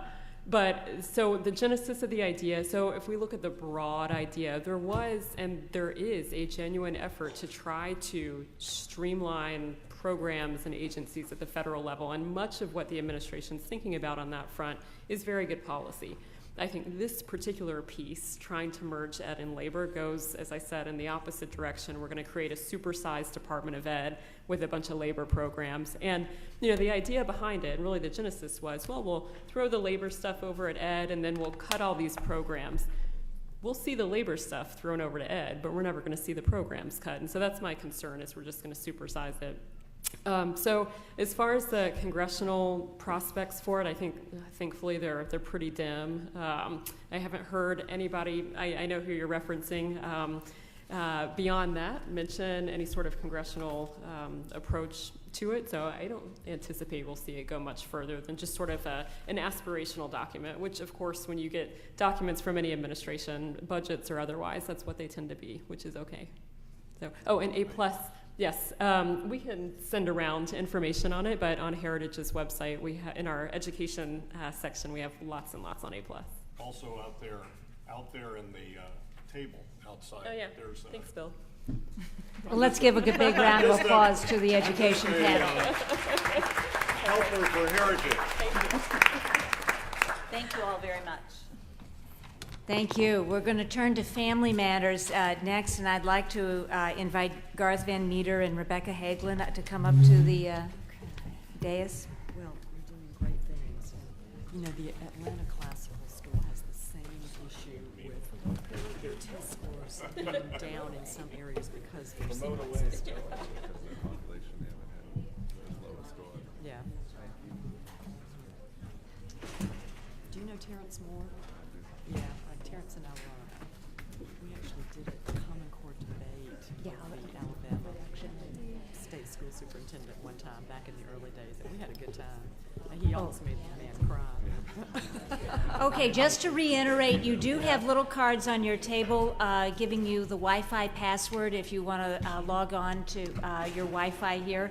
I know we just talked about how we're not supposed to have Wi-Fi, but we do. And don't forget that we. I have the access to the bios on our website, but if any of you are last century and you would like a paper copy, I do have paper copies I can provide you of the bios of all of our speakers.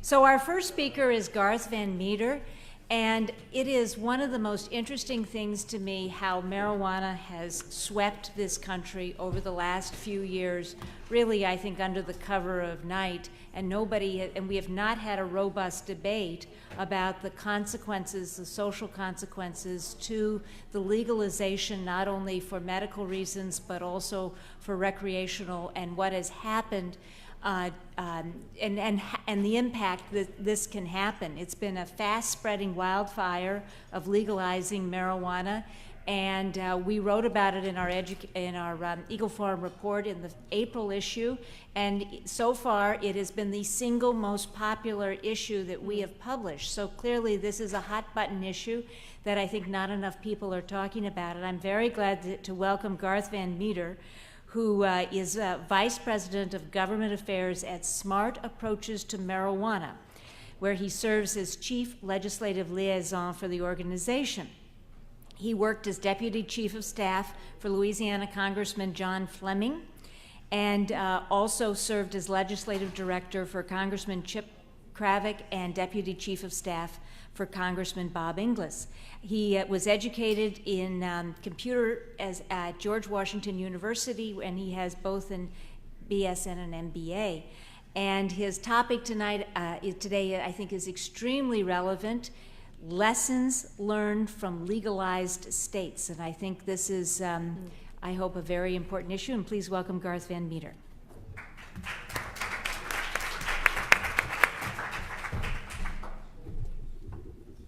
Thank you very much. Thank you for the opportunity to talk to you today. Get the presentation started here. So I work for an organization called Smart Approaches to Marijuana, and the name of the organization is deliberately ambiguous because we think that there is still a large percentage of the United States population that does not have their mind firmly made up on this issue. There are maybe about 20% of the people who are strongly for marijuana legalization no matter what. There are about 20% of the people who are strongly against marijuana legalization no matter what. And then there's another 60% of the population that that's inclined to support marijuana legalization because they think it's a matter of social justice, or that people should have the right to do whatever they want, kind of on their own time. A mix of liberal and libertarian coalitions that are kind of pushing for this. But when we're able to get in front of them with the data, with the science, we've found a lot of success in changing minds and in proposing alternative approaches to legalization. Let's see. Is that not advancing? Okay. So what is SAM is a 501c3, which is devoted to education and is aimed at the public health aspect of things. So we mainly focus on the scientific data, on the public health aspect. We are explicitly not making moral arguments because we're aimed again at trying to find a bipartisan coalition around this. Can you go to the next slide? Yeah, you're going to have to advance it in the back because, okay. So we have two organizations, the 501c3, which is a nonprofit aimed at education. The 501c4 is also a nonprofit, but is on the political side. So the 501c4 is what's getting active in many of the states that are pushing ballot initiatives or have legislative initiatives to legalize marijuana. And I'll get into some of those specific states. We could very much use your help, your partnership on the ground in a lot of these states, New York, New Jersey, Illinois, Vermont, Rhode Island, even Minnesota. It's kind of spreading like wildfire. And even some states like South Carolina and Texas, there's a big push for medical marijuana. I'll get into a little bit of some of the challenges around that. Can you advance to the... and so we work with all the major medical societies. We work with law enforcement groups, treatment, prevention, folks across the political spectrum and from a variety of different backgrounds to try to expose not just the drug marijuana and its harms, but now the for-profit industry that is using an addiction for profit business model in order to expand, not just in the legalized states in which they already exist, but to expand that to other states as well. So I wanted to start with a little bit of how we got here in the first place. So one thing that's important to realize is that we're not talking about joints when it comes to legalizing marijuana. That's typically what a lot of people think of. Historically, that's what it looked like. But today, the marijuana industry looks very different. I don't know if you've seen the movie Thank You for Smoking. But there's a scene in which it's described, we don't sell cigarettes, we sell nicotine delivery systems. The marijuana industry does not sell joints, they sell THC delivery systems. THC is the active cannabinoid in marijuana that gets you high. And so now this is being put into all sorts of products, and many of them in kid-friendly forms, gummies and candies, ice cream, sodas, just about anything that you can imagine. THC has been infused into. And it's also, so ultimately it boils down to a matter of making money. And so the marijuana legalization is not about peace and love. It's not about Woodstock weed. It's about Madison Avenue and making a lot of money from an addiction for profit business model. It's also interesting to note that the CEO of Purdue Pharma that produced OxyContin has shifted over into the marijuana industry. And that tells you about all you need to know in terms of where they expect this to go. So a little bit on the background of how we got here policy-wise. So starting in 1996, California was the first state to legalize medical marijuana. And it was a very loose regime. Pretty much anyone could grow for just about any purpose. The qualifying conditions included headaches, insomnia, anxiety. It was difficult not to qualify. And so anybody who wanted to smoke marijuana was able to qualify and get a medical marijuana card. Then we had a number of other states that followed on, again, all with medical marijuana legalization. And the Bush administration continued, as resources allowed, to continue to prosecute cases regardless of whether somebody claimed that it was for medical marijuana purposes or, regardless of the reason. In 2009, the Obama administration took action with the Ogden Memo, and that was a memo exercising prosecutorial discretion, saying as long as you are in compliance with your state's medical marijuana program, we will no longer prosecute you at the federal level. And that's where you started to see dispensaries pop up, including in states like Colorado, which had legalized medical marijuana only in 2005. But within the span of just a few years, medical marijuana dispensaries started popping up all over the place, in California and Colorado and a number of other states that had legalized medical marijuana. Because now there wasn't this fear that you could be essentially out in the open. And so that really began changing the landscape as well as giving money for this nascent industry.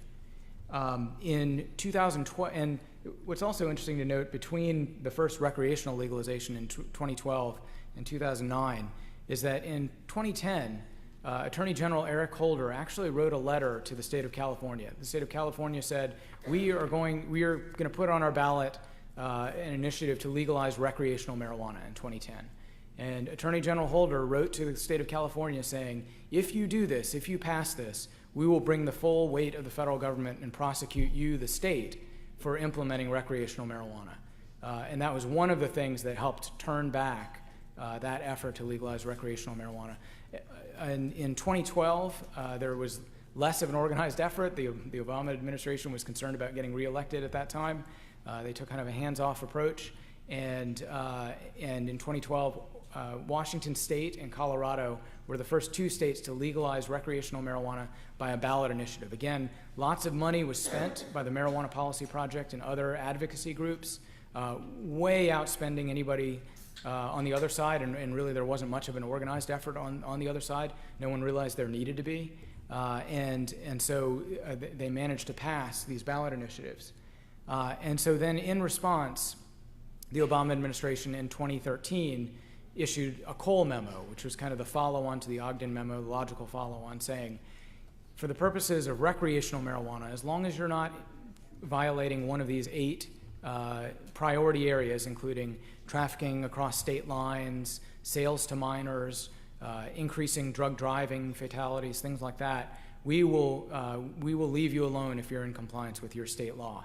And so now you had a recreational marijuana industry that was allowed to flourish in the exact same way that the medical marijuana industry had previously. And so that's kind of how we've gotten to where we are today, where now they are making a lot of money, and there have been changes. It's important to note that Attorney General Sessions repealed the Cole memo at the beginning of this year in January of 2018, but we have not seen follow-on prosecutions from U.S. attorneys, and so the industry is again getting kind of complacent and assuming that everything is going to proceed apace. I'm happy to talk about that a little bit more.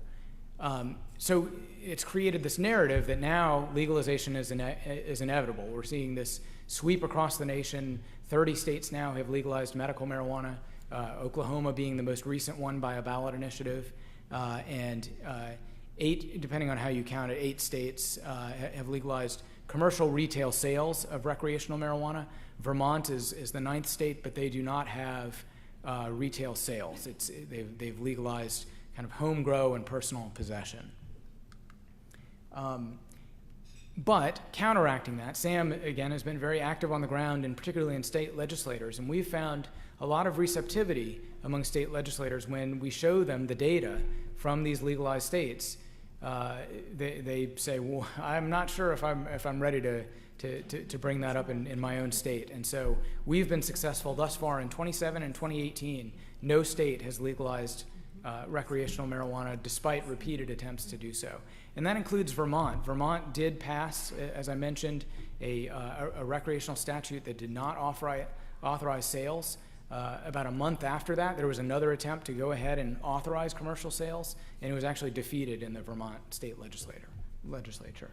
And so this is the report. I do have a couple of copies of this with me. It's also free and available on our website as a PDF. We have a lessons learned report from the states where there is data that currently exists. And we're actually in the process of updating this now to include some of the additional states that passed in 2016. These are the states that we're active right now, particularly headed into the fall. Michigan has a ballot initiative, and this is a critical area. If you're from Michigan, I would love to talk to you after this and see how we can work together. We've got some amazing efforts going on there, and we think it's winnable on our side. But it's definitely going to be tight, and there's a lot of money and a lot of effort flowing in as we speak. North Dakota is actually not listed here because it happened so recently, but North Dakota is also facing a ballot initiative. We just stood up a campaign committee there to help defeat the efforts there. And then on the legislative side, New Jersey is pushing very hard. Again, if you're from New Jersey, I'd love to talk to you. New York, we're expecting a legislative initiative early next year, and same thing with Illinois. So those are kind of the main states where we're fighting things. In Colorado, we have an organization called the Marijuana Accountability Coalition, whose goal is to work with policymakers, with the legislature there, to hold the marijuana industry accountable for what they promised, and try to roll back some of their gains. One thing that we're working on in particular is a cap on the level of THC. We'll talk about that in just a second, why that's important. So I did want to go a little bit into some of the public health things, just very briefly. A lot of you are probably familiar with a lot of this stuff, but in case you haven't seen them, when we're talking about today's marijuana, it's not marijuana as it used to be in the 70s, 80s, 90s. Again, with the advent of marijuana legalization, we saw things pop up like stationary grow facilities with hydroponic growing technology, 24-hour grow lights, things where they could really begin to juice the amount of THC that was in the plant as well. And then we also saw extraction technologies. it's important to note on the, sorry, can you go back one thing? So on this graph, actually there's a more recent one that goes even up to 2014, but not pictured on the graph is kind of the floor of where dispensary marijuana in Colorado and other states is, which is actually, it's about 15%. So it's above anything that's even on the graph. That's sort of the weakest strains that are sold in dispensaries these days. It's really gotten a lot stronger. The other thing to note is that it's not just a plant anymore. The extracts can go up to 99% THC, which the advertisements for these things say, if you've never done it before, start with an amount that's half the size of a grain of rice. And even then, if you see some of the YouTube videos of people trying it for the first time, a lot of times it involves vomiting and passing out. It's not a pleasant experience. So the purpose of these things is mainly for people who have so abused the drug that they're at a point where they can't get high just from a joint anymore, and so they need something stronger. You go to the next. And here's an example of a product available on the web in legalized states that's literally 99.99% THC. So this has a host of effects in the brain. There are very strong effects when it relates to mental illness in particular. Next slide. Psychosis and schizophrenia in particular, marijuana actually has a stronger correlation with onset of schizophrenia than even hereditary factors. And so, the more data that comes out, the more scientific studies that are performed, the more disturbing it gets, especially when it comes to more potent forms of marijuana, different forms of marijuana, like edibles in particular. Edibles seem to have a much stronger psychoactive effect than smoked marijuana because of some of the digestion of THC in the liver. It becomes an even more psychoactive chemical. Next. And there are also apparent causal links to things like major depression, suicidal ideation. This is not a great direction. Next. I did want to talk a little bit about marijuana and the opioid epidemic, and you can go to the next one. So we get a lot of flack when we bring this up because people say, well, why are you talking about this in the first place? Because people are dying from the opioid epidemic. Wouldn't it be better if people smoked marijuana instead of used heroin? And unfortunately, it's all tied together. I know that probably seems obvious to many of you. But the reason why we have to talk about it is that, next one. So the marijuana industry is literally advertising that marijuana and marijuana legalization is a solution to the opioid epidemic. They point to a couple of scientific studies that have, unfortunately, were not very well done in the first place and have since been refuted. But they keep bringing up these same studies over and over, saying that marijuana is actually going to be better or has been better for states that have legalized marijuana when it comes to the opioid epidemic. You can go to the next slide. So this is one of the studies that I mentioned that explicitly refutes those earlier claims and actually says medical marijuana patients should be a target for intervention related to opioid use disorder because their likelihood is so much higher of getting opioid use disorder. This was a National Institute of Drug Abuse study showing that, again, marijuana users were over 2 times as likely to develop an opioid use disorder or even initiate non-prescription use of opioids. Next. And when you look at the data in Colorado, it's tragic that Colorado has faced its highest level of opioid deaths, but also addiction deaths at large from other drugs as well. At higher than at any point in its history before. And so clearly this isn't working in Colorado. Next. So I wanted to kind of close things up with talking about what some of these specific results are based on the promises. So one of the promises that the industry made, the marijuana industry made, was that when you legalize marijuana, you're going to eliminate the black market, because now you're going to have people able to go to legitimate stores and they're going to prefer to get their product that way. It's not been turning out that way. The black market is alive and well. The Colorado Attorney General says this repeatedly every time there's a major bust, which happens with some degree of regularity. And it's also interesting to see the dynamic that Mexican cartels and other international cartels have backed off on shipping low-quality marijuana over the border, and have actually instead just moved directly to legalized states like Colorado. They buy up houses in suburban neighborhoods for cash. They wire it with extra electricity and reroute water from the neighbors, and set up a multi-million-dollar grow operation in several houses in a suburban neighborhood. And there's all sorts of crime that goes along with that as well. But you know, it's been a very disturbing dynamic that they've been seeing, especially in cities like Pueblo. You go to the next one. This is one of the sheriff's deputies from Colorado County talking about how even the supposedly legitimate operations had an illegal component, and that he sees that everywhere he goes. And that's because of loopholes in the seed-to-sale tracking system. There are all sorts of ways that people get around this and exploit the system. Next. So I hear a lot, not just from libertarians, but even from some well-meaning constitutional conservatives, that, well, this is a states' rights issue. You know, this is covered under the 10th Amendment. It's not in the Constitution, and so we should reserve this to the states. It's interesting that I don't hear them making that same argument when it comes to heroin. Some libertarians do, and I'll show you that in a second. But unfortunately, they've sort of been tricked into making this argument about marijuana, which, I mean, if you look at this op-ed from a Colorado congressman who's a Republican, he talks about the Commerce Clause in the 10th Amendment. But you could substitute any other drug in his argument, which is exactly what the Drug Policy Alliance and other groups want to be able to do, and you know, and it still works, and that is in fact the goal, is further drug legalization.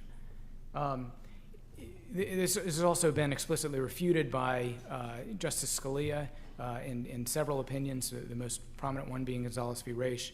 I know some people take issue with other parts of that, but of that decision, but his reasoning, I think, on this particular issue is sound, which is the black market does not honor state lines. That's the whole reason we have a Controlled Substances Act in the first place. That's the whole reason that all of the justices agree the Controlled Substances Act is constitutional. Yeah. So I'm going to go quickly kind of through the rest of the slides. So here's an example that we can click through these, but there are several other drugs that are attempting ballot initiatives to legalize already. You can go to the next after that. Cato is literally has a paper talking about how much money we could make from legalizing heroin and cocaine.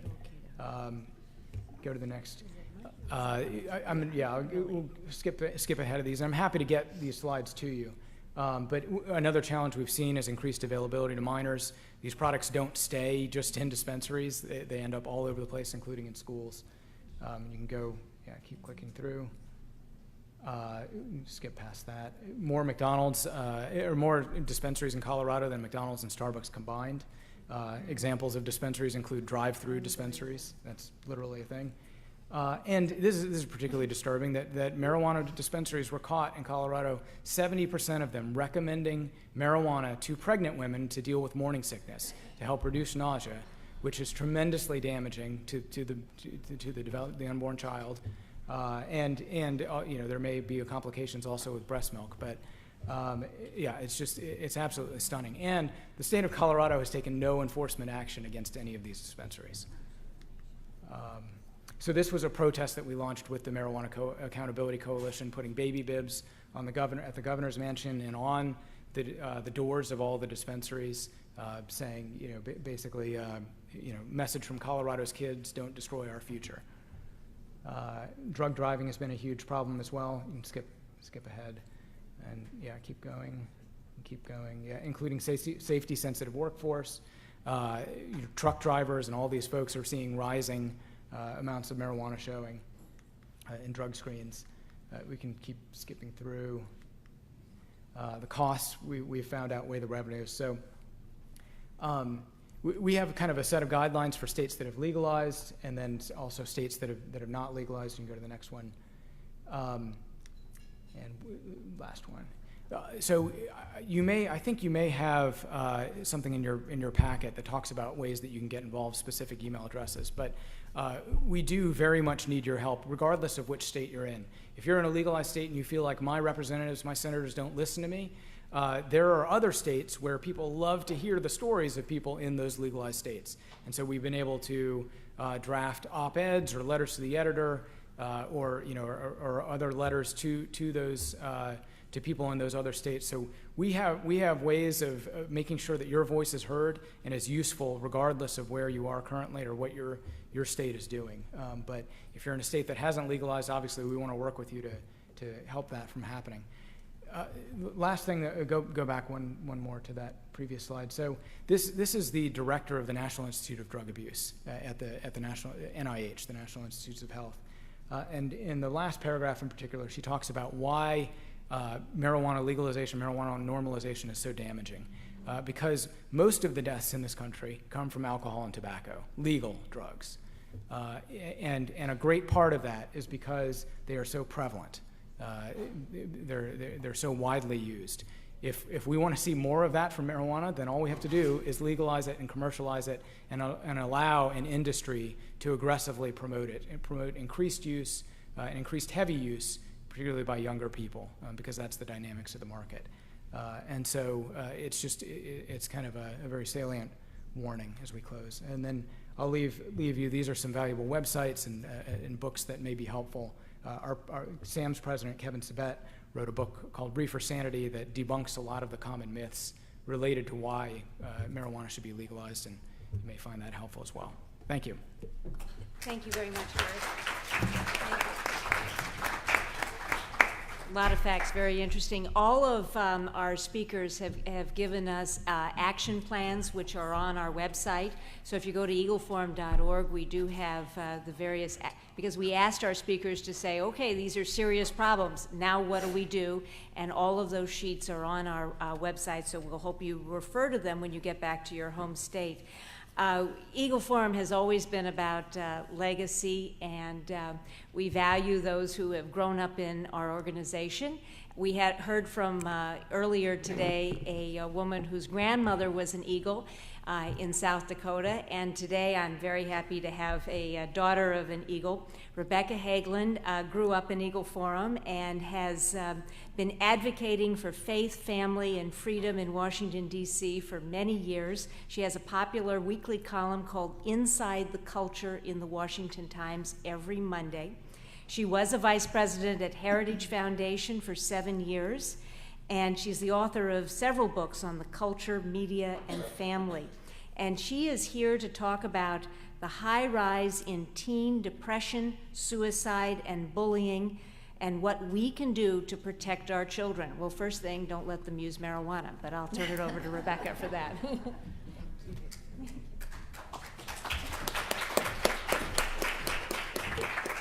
Thank you so very much, Anne. I just would like to clarify, how much time would you like me to take? 20 minutes. 20 minutes, okay. I'm going to try to stay. I will stay on time. No trying here. I will do it.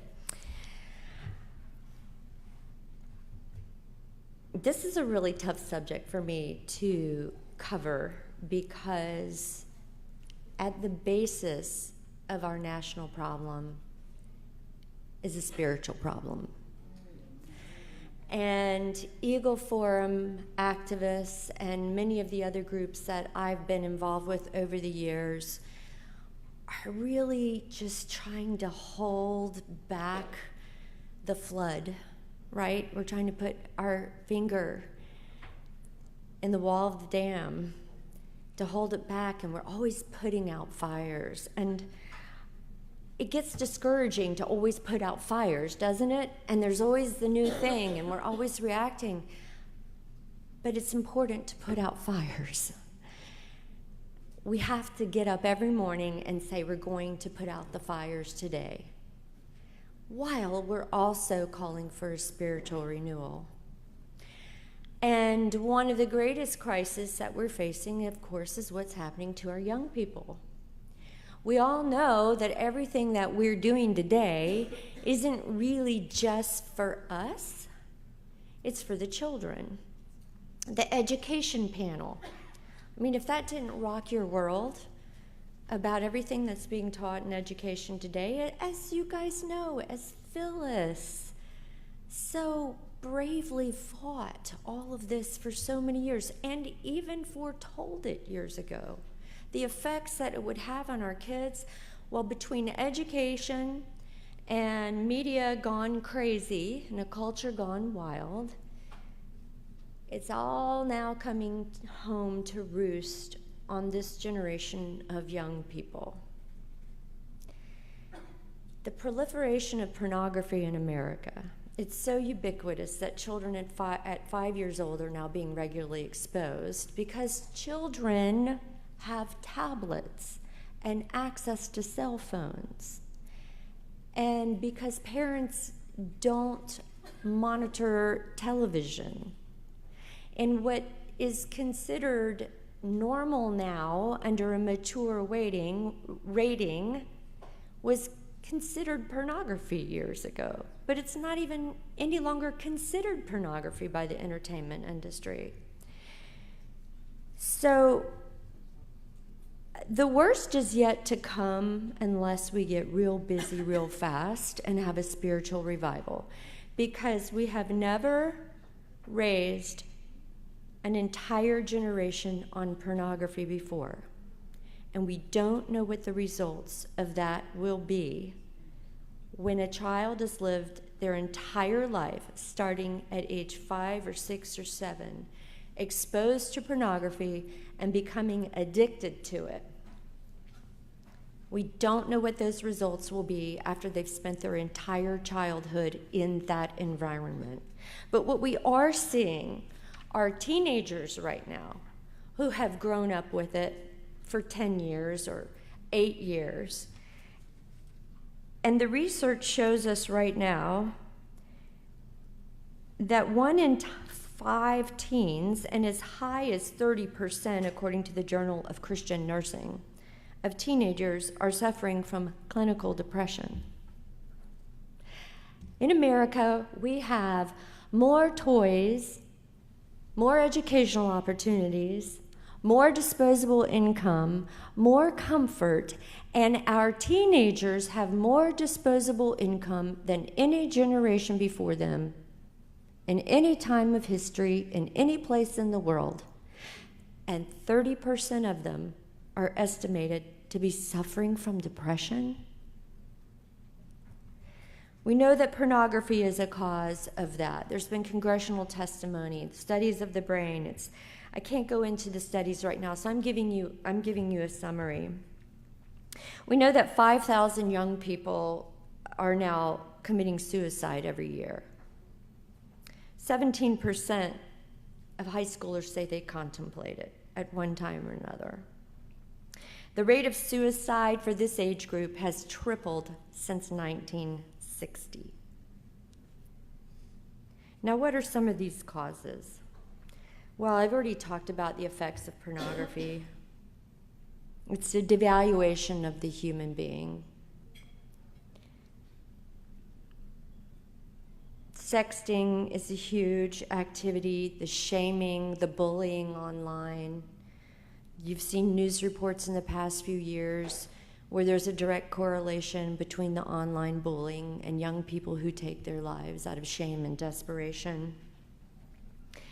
There are online games that reduce children and invite pedophiles into their life. A popular one, by the way, here's an action step. If you have a young person, see if they've downloaded the online game called Roblox, R-O-B-L-O-X, which invites children into a virtual world, seeming pretty innocent, but there's also a chat room function.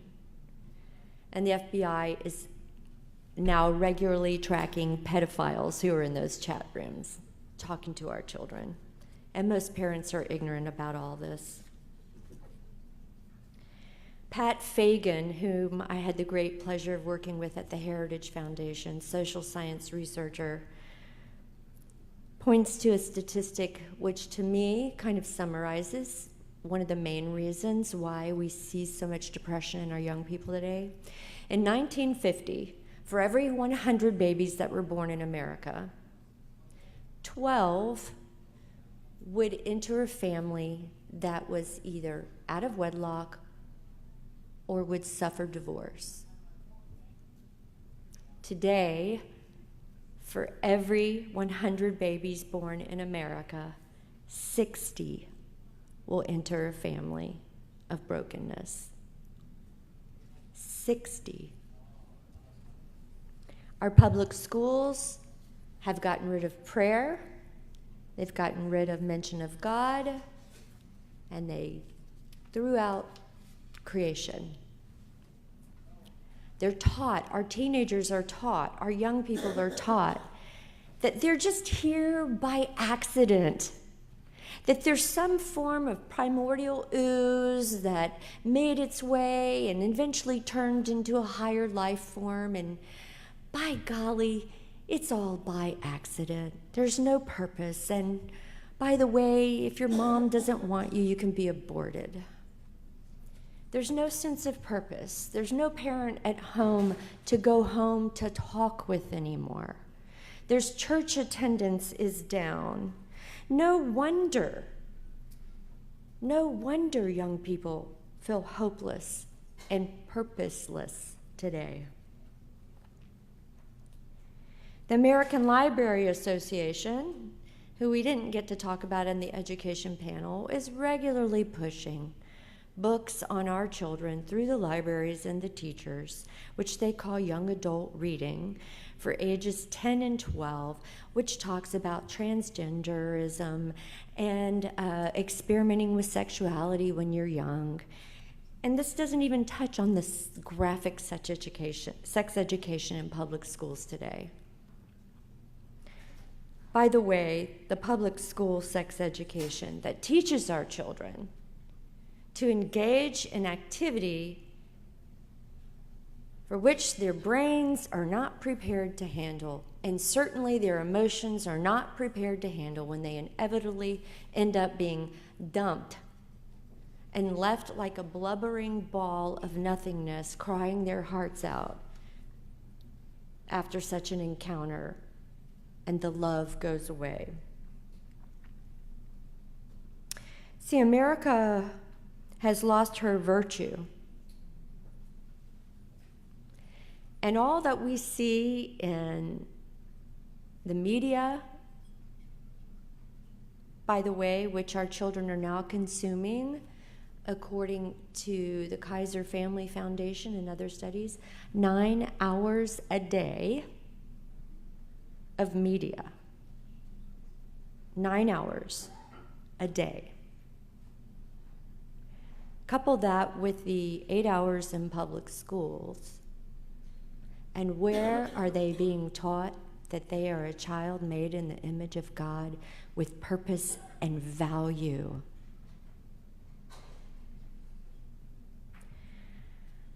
Romans 1 really told us what was going to happen to our country. I'm just going to read a few of these verses to you. The wrath of God is being revealed from heaven against all the godlessness and wickedness of people who suppress the truth by their wickedness. Since what may be known about God is plain to them, because God made it plain to them.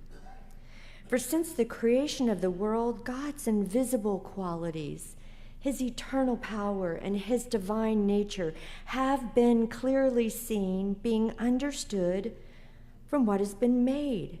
So people are without excuse.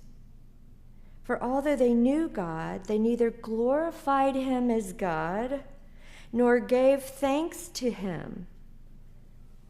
But their thinking became futile, and their foolish hearts were darkened. And although they claimed to be wise, sound familiar? They became fools. And they exchanged the glory of the immortal God for images made to look like mortal human beings and birds and animals and reptiles. You thinking of any tattoos all over young people right now? I am. Therefore, God gave them over in the sinful desires of their hearts to sexual impurity, for the degrading of their bodies with one another. They exchanged the truth about God for the lie, and worshiped and served created things rather than the Creator. Because of this, God gave them over to shameful lust. Even their women exchanged natural sexual relations for unnatural ones. In the same way, men also abandoned natural relations with women and were inflamed with lust for one another. Men committed shameful acts with other men and received in themselves the due penalty for their error. Furthermore, just as they did not think it worthwhile to retain the knowledge of God, so God gave them over to a depraved mind, so they would do what ought not to be done. They've become filled with every kind of wickedness, evil, greed, and depravity. They are full of envy, murder, strife, deceit, and malice. They are gossips, internet bullying, they're slanders, they're God haters, they're insolent, they're arrogant and boastful, and they invent ways of doing evil and disobey their parents.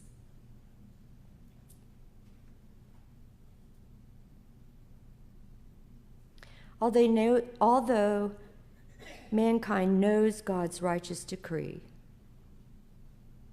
they not only continue to do these things, but they applaud others who practice them.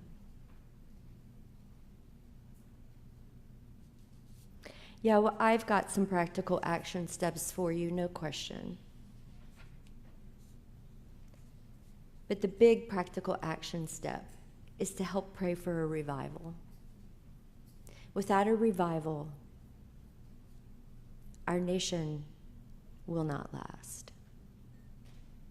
Romans 1 tells us what's happening. So every day as we go about doing good and taking practical steps and putting out fires, I would challenge you to wake up every morning with a prayer in your heart and on your knees before God Almighty for His mercy and to pray for revival in this country. And every day you need to arm yourself with information on how to put out the fires. In the how-to sections that I've provided on the sheet ahead of time, one of the biggest ones is to go to Counterculture Mom and sign up for the daily media alerts and media advisory kits that you can get. And then I encourage you, as you educate yourself on a daily level, on what's facing our teenagers today, the problems and the garbage of worthlessness that is being fed to our teenagers today, ask how God might use you to share that information with other parents.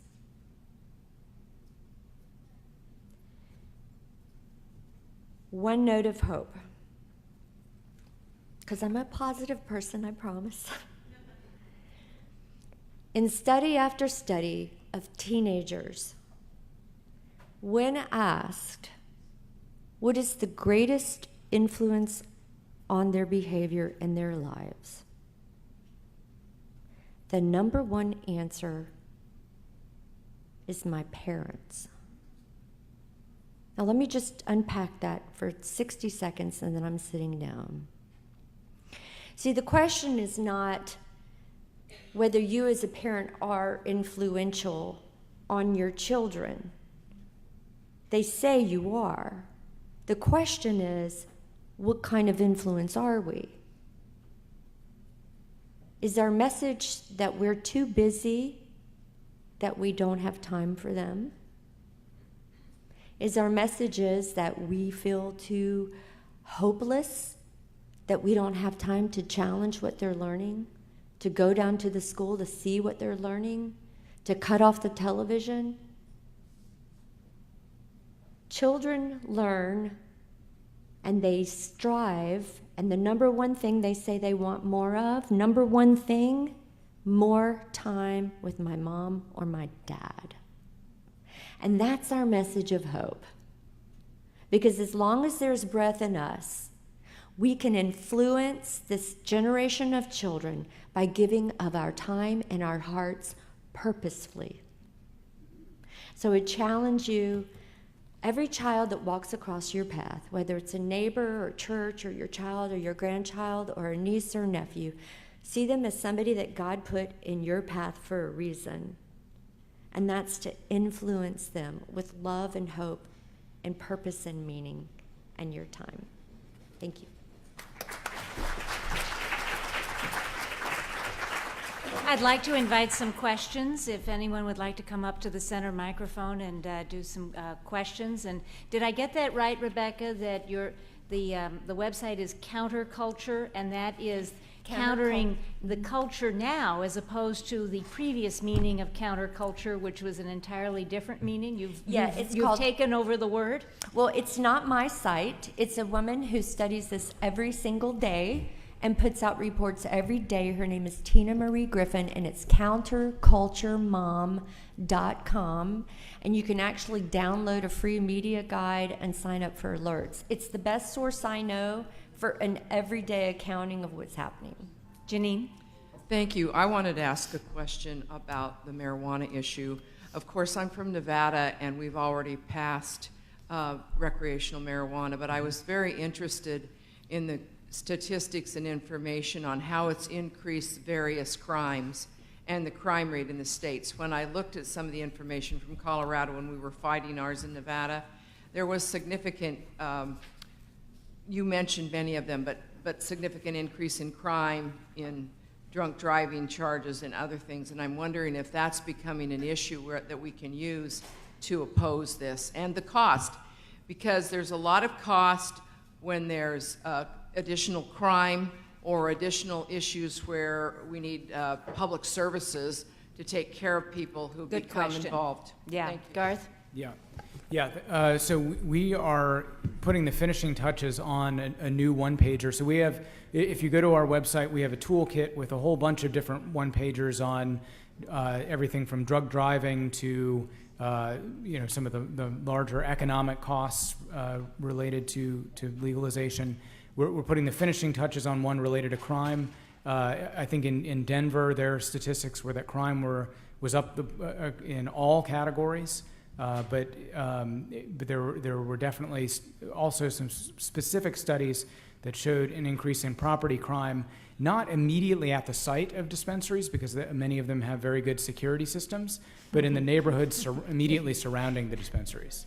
And so, we do have a lot of that data. If there's something specific you're looking for, please find me afterwards and I'll give you a card and we can follow up. But we should have a one-pager on the website within the next week or two. Bobby? Bobby Petray, Tennessee Eagle Forum. I was very interested in the fact that Tennessee is not on your list, and we've been able to defeat medical marijuana for 2 years running now. Yeah. But they're coming back in this January, and I was wondering if we're going to be on your list, and I certainly do want to talk to you about that. Yeah. So let's connect right after this. We have been in touch with some of the folks in the health department, the Tennessee Health Department, as well as a couple of people in the legislature and law enforcement. But yeah, happy to work with you on that. Well, Eagle Forum's been very much involved in that. Yeah, thank you. Bobby and I are both short, so thanks for picking up the microphone. I know your boss very well. I'm Sandy McDade from Louisiana. Oh, wonderful. Yes, and you didn't have Louisiana colored as having passed medical marijuana, yet we did pass it 3 years ago. That's right. Yes, yeah. And it has given us doctors on every street corner willing to write prescriptions for a headache. And it is very, very dangerous. Sorry to tell you who it was. A relative very close to me served as the head of the drug forces in Central and South America. His name can't be used because he's on the cartel hit list right now. But his bottom line was that the federal government in this country is absolutely not interested in stemming the flow of drugs into this country. And I would like for you to address that. I have a son who has spent, before he was 32, he spent 3 stints in drug rehab.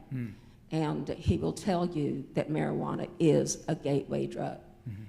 That's how he got into it. And I would also like to say, on the pornography, I have a brother who spent 3 months in rehab for pornography. And he got rid of all of his electronics, all of his computers, and is living a life that is much happier, but it cost him his family, and it almost cost him the love of his children. It is a very serious issue. I did want to address both of those. I think you've both addressed 2 of the key issues in this country. Thank you, Sandy. Thank you. Can I comment on the pornography addiction? There's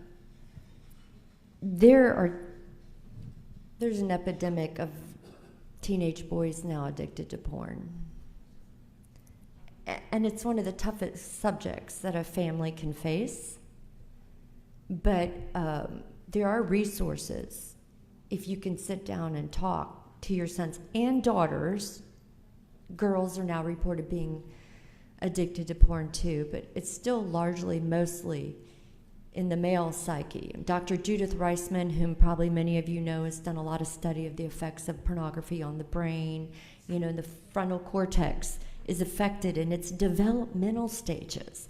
See, that's why we have to really focus on the children, because their brains are still functioning. So as hard as it is for an adult to get over pornography addiction, the children are exposed to pornography while that brain is still developing, and so they're hardwired for it. But there are resources. Focus on the Family has some excellent physicians that are trained in this, if you guys know of anybody that might need some help. We did an introduction with my brother, but one thing to note, for all of you who are supporting term limits, the reason we passed medical marijuana is that 4 years ago, we passed term limits, and we had an entirely new legislature, bought and paid for by the gambling industry and by the drug industry. Garth, you want to address the federal government's interest in stopping the drug trade? Yeah, so I think that with Attorney General Sessions, that is much more of a priority with him. And we've been in contact and conversation with several U.S. attorneys about opportunities to try to roll some of this back. So I'm hoping things will be changing soon, but I feel like I've been saying that for, I too wish that there had been more action to date. We're still pushing for that and hoping we'll see something soon. Cindy? Okay, Cindy Castilla, Dallas Eagle Forum. For Garth, what is a first and strongest point when you have a very short window with somebody on legalization, or a 1-2 punch? Sometimes we don't have the whole floor or a very long time, so what do you find most impactful? Yeah, so what a lot of times gets people's attention is when you start talking about big tobacco and how we don't want another repeat of that mistake. It took 100 years to counteract some of the public health impact of the tobacco industry, and we find that message resonates across generations, but especially with younger generations that have been exposed to the advertising of the Truth Campaign that basically sends a message to them saying you don't want to be a slave of a corporation that's profiting from your addiction. And that is what the marijuana industry is set up to do. And so, we find that also gets politicians' attention, and is sort of the window into the door, where the foot in the door, so you can start talking about the other effects. Marianne Christensen from Utah. I think I want to make comments that kind of punctuate what you have told us here, rather than specific questions. First of all, on marijuana.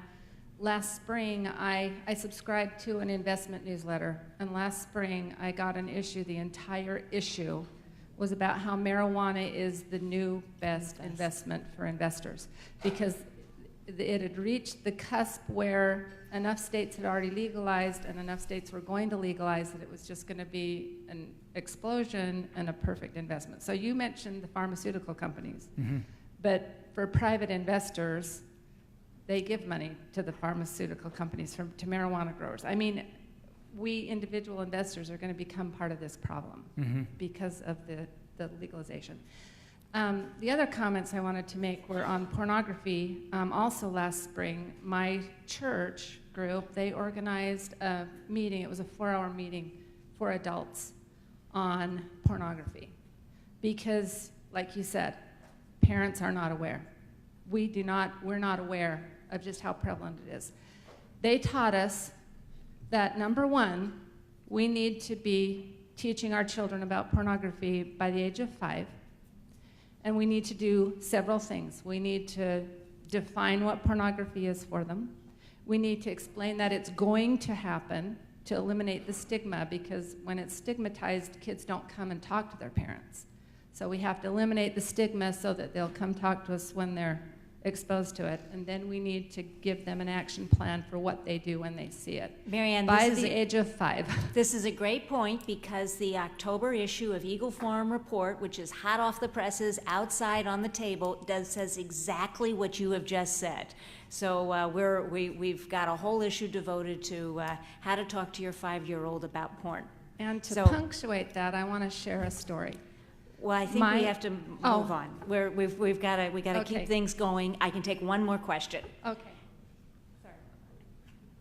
Okay, I'll try to be quick. I'm from Alabama. We have not legalized marijuana, but I work at a health food store and very into natural medicine, and we do sell CBD oil, which has less than 1% THC in it, and it's totally legal for us to do that, or it has been. But recently, in the northern part of Alabama, there have been actual arrests made for health food stores that are carrying that product. The customers who come in to use the product are ex-marijuana users who actually smoked it, and it did have the THC in it. And they're so grateful for an alternative that actually has the same effect on their emotions. Well, not a psychological effect, but just a calming, supposedly. Now, I'm just asking you, I'm asking for information, because I'm no expert. Garth, could you address that? Yeah, okay, so yeah, this is kind of a complex question. So the marijuana plant has over 100 cannabinoids in it. THC is the one that gets you high. CBD is another one that looks like it may have some beneficial health effects. So it's just been approved as an FDA medicine called Epidiolex for children with seizures. There are some interesting side effect like warnings on the FDA label. It's not available yet in pharmacies because DEA just rescheduled it yesterday as a Schedule 5 drug. So basically that's the lowest classification, but it still needs a doctor's prescription in order to have Epidiolex.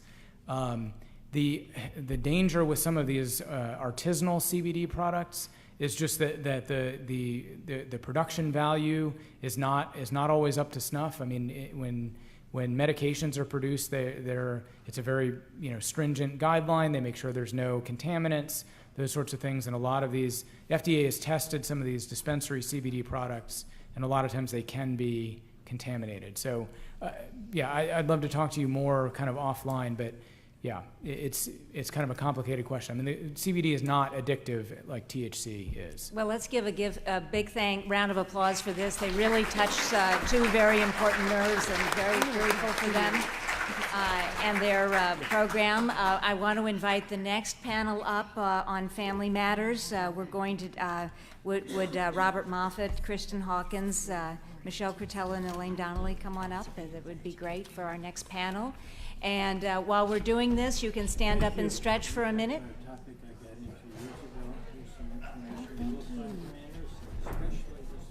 Okay, thank you so much. I'll look forward to it. Thank you. Oh, you forgot your phone? That's mine.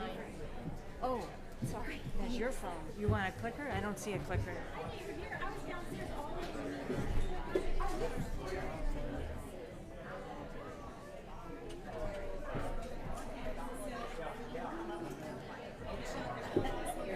Oh, great. We're so glad you're here. What order would you like? The way it's said?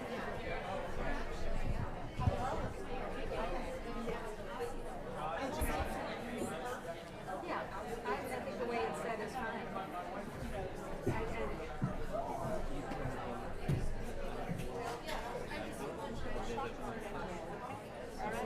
I don't know. Which order do you want to sit?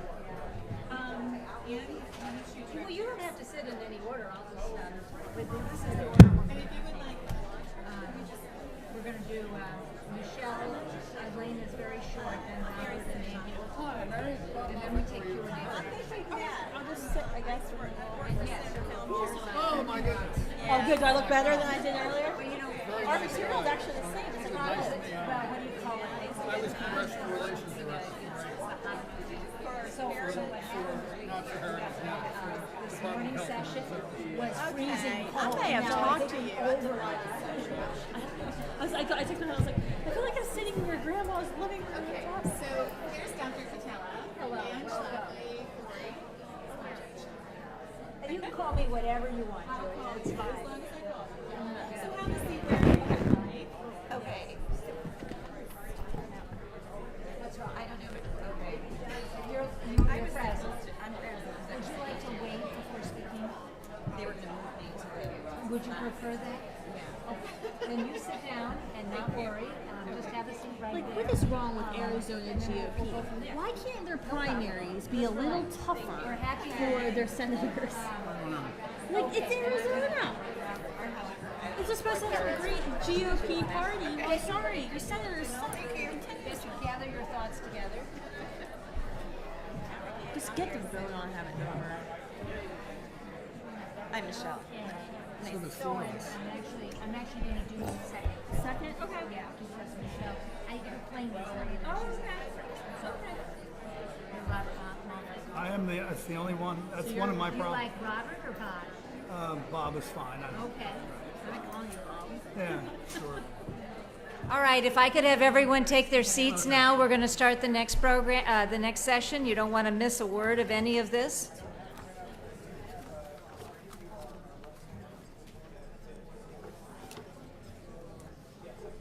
Our first speaker is Dr. Robert Moffit, who is a senior fellow at the Heritage Foundation, who is specialized in healthcare and entitlement programs, especially Medicare.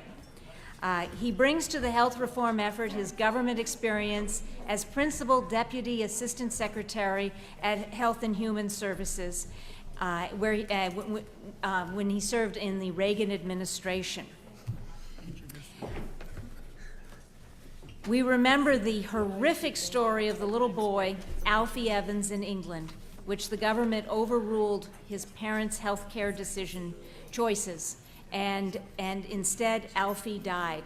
And we're very eager to hear what Dr. Moffit has to say about end-of-life care, how policy should respect life, preserve freedom, and protect dignity. Please welcome Dr. Robert Moffit. Thank you very much, and thank you for the invitation to attend your wonderful conference. Ladies and gentlemen, it is morally wrong to run a red light. Not because the light is red, but because running a red light endangers your own life and the lives of other people. Public policy and politics are distinct, but they are inseparable from ethics and morality. Whatever the predominant ethical convictions or moral beliefs are in any given society, whether they're tacit or explicit, will shape public policy. That's not an opinion, that's simply a fact. What we are engaged in now are emerging debates over the end of life care, and particularly in state legislatures, where right now about 6 states have endorsed physician-assisted suicide as the law governing that state, governing those states. In our view, and I'm talking about my colleagues at Heritage, it is absolutely essential for citizens to re-engage on this and to reaffirm the inherent value and dignity of human life. And in that mission, they must help to forge policies that protect life, particularly those who are most vulnerable, and secure the best and most humane treatment for the aged, the frail, and those who are seriously ill until their time of natural death. In the introduction, she mentioned the Alfie Evans tragedy. Most of you are familiar with it, but I'll just repeat what actually happened. It was really quite dramatic.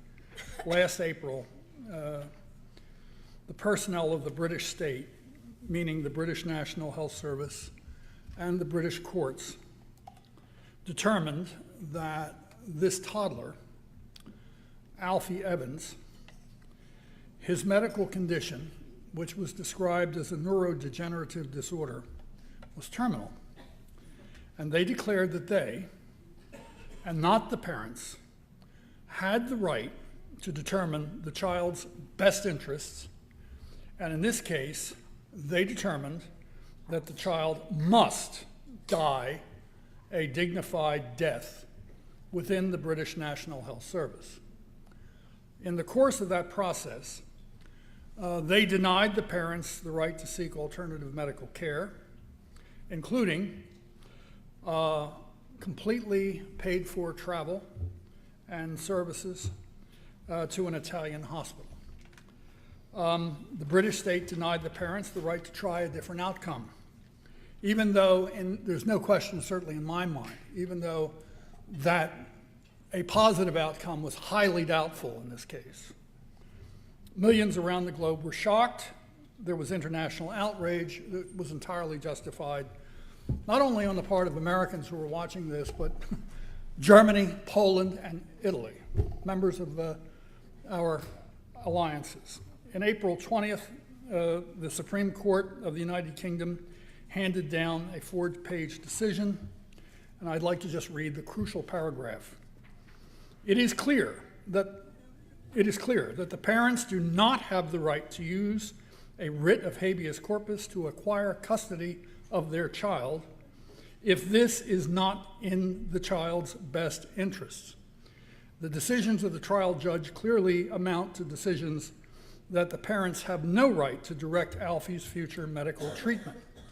In their final paragraph, the judges ruled, the hospital, meaning the British National Health Service hospital, must be free to do what has been determined to be in Alfie's best interest. That is the law of the country.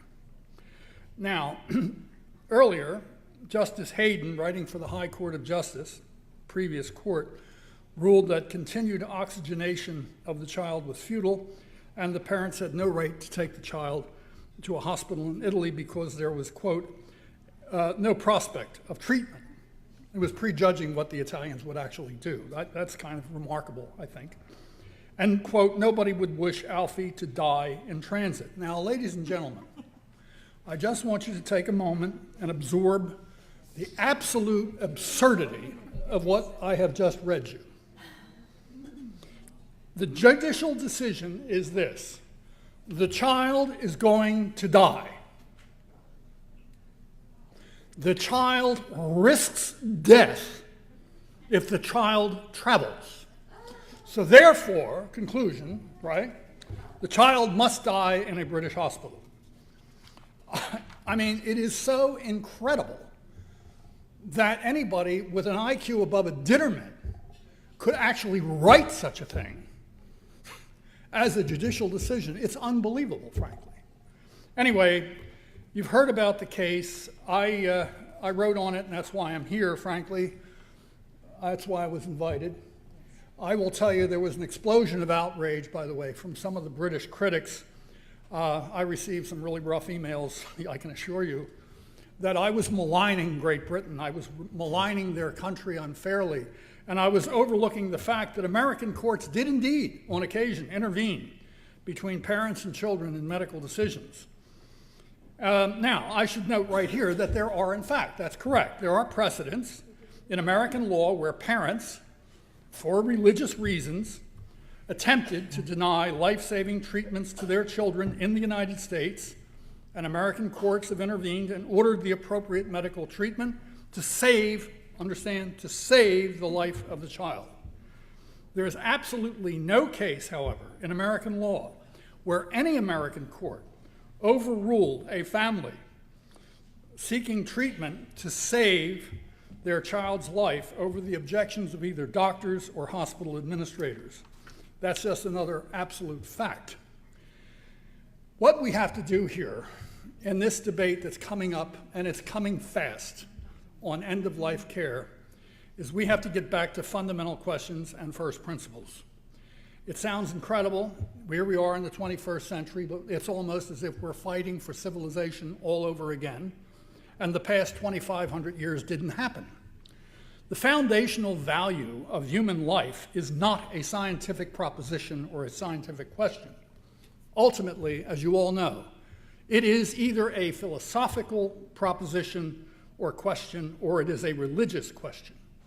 And within the Judeo-Christian tradition, for example, human life, like all life, is a gift of divine creation, and God alone has absolute dominion over human life. Since all men and women share a common created human nature, all are equal in a very fundamental way. Vitally important point. The very principle of human equality is rooted in religion. The universal fatherhood of God logically establishes the universal brotherhood of man. The President's Council on Biomedical Ethics, back in 2005, talked about the importance of basically reaffirming this important fundamental principle. And I quote, "It is precisely the novelty of our aging society and the gravity of the challenges that it raises that may tempt us or force us to re-examine what we have long taken for granted about what we owe vulnerable patients and citizens, such as the fundamental belief that every person is worthy of care, and although unearthing our foundational ethical principles for discussion is perhaps unnecessary and even dangerous in normal times, doing so becomes a necessity when the norms themselves are called into question." The norms are now called into question. You all know that. It's an unpleasant fact. So let's get back to the basics. A person's life is either intrinsically valuable or it is not. If a person's life is intrinsically valuable, the right to life being a gift of God, then the person is an end in himself, not a mere means to secure the ends or the goals of others.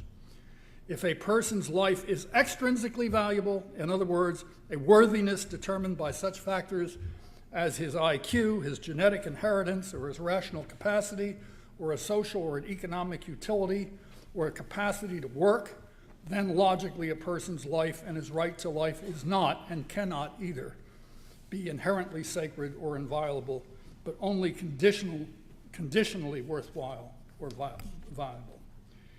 Disability now is argued as a basis for physician-assisted suicide. Logically, the premises of an argument determine the conclusion. If disability is to be the central qualification for the worthiness of human life, then it logically follows that there's a wide range of human disabilities, from the mild to the severe, suggesting that there's a wide range of worthiness of human life, which means there is no equality. Then ultimately, who makes the key decisions? Well, in Britain, something terrible happened. In Britain, the decision was made by the state. The personnel of the British state made the decision that the parents did not even have the fundamental right to contest the provision of care given by a socialist healthcare system for the child, for their own child. Ladies and gentlemen, I can go on for actually a couple hours, but I'm not going to do it. I have other folks here who have an awful lot to say, but I will tell you this. We need to be very, very committed to protecting not only the life of the unborn, but the life of those who are aging. We are in the midst of a demographic revolution. The American people are rapidly aging. The fiscal pressures, and I'm an expert on it, I can tell you, the fiscal pressures we are going to be facing over the next 15 to 20 to 30 years are going to be unlike anything we've ever seen before.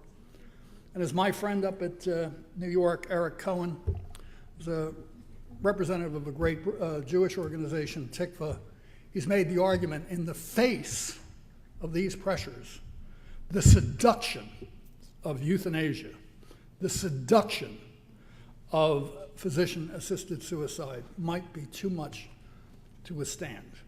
So we have to take action early and soon and meet this head on. We got to cut them off at the pass. I'm going to mention 3 things, 3 action items, if you want to call them that I think we have to do. Number 1, we have to get our clergy, religious, social institutions, churches involved in providing advance directives. So there is no question at the end of life, no question about what a person's wishes are, and those advance directives must be spelled out very clearly. They must be compatible with the ethical, moral, and religious convictions of the patient. This is not something you can do on your own. It's something you should do in concert with the clergy, in my view, and an attorney who represents those interests. But frankly, the churches have got to be directly involved in this. They're the ones. There's a lot of confusion in this area. Believe me, I know. Talking to ordinary people about these kinds of issues, and when you start, pressing them, sometimes they get confused about what's right or what's wrong. For example, is it okay to starve somebody to death? Is it okay to deny a person hydration and let them die of thirst? Is that okay? Is that ordinary medical care? Is that appropriate? Let me tell you, a lot of people think it is. My point is you have to have advance directives that are very clear, and they should reflect the ethical, moral, and religious convictions of the patient. Second thing, the passion right now for physician-assisted suicide is based on a lot of myths. One of them is that that people will suffer impossible pain and things of that sort. Actually, one of the great unlikely bedfellows in this fight is, of all folks, Zeke Emanuel, President Obama's former health advisor. Dr. Emanuel is absolutely correct. There is no justification for physician-assisted suicide with modern technology. We have the capacity to make sure that people are comfortable unto death. There is no reason to kill anybody. Medical killing is not legitimate, and there's no grounds for it. But one thing we should do is promote palliative care. That means that people understand that if they are seriously ill, they're in pain, they're suffering chronic illness, and may be terminal, that in fact palliative care is available. One of the biggest barriers to palliative care as an option is a lot of people are simply not familiar with it. And finally, I'll mention one more thing, and it's tied to the broader issue of health care reform, and that is, if a hospital or a doctor or an insurance company rejects your values, you have a right to reject theirs. And that means we have to reform the health insurance markets to make sure that people can enroll in health plans that reflect their ethical, moral, and religious convictions. We have Protestant hospitals, we have Lutheran hospitals of all kinds, we have the Southern Baptist Convention that has some of the finest hospitals in the United States, We have a Catholic hospital system with over 600 hospitals around the United States. What we don't have is we don't have Catholic, Lutheran, Jewish health insurance plans. Well, why not?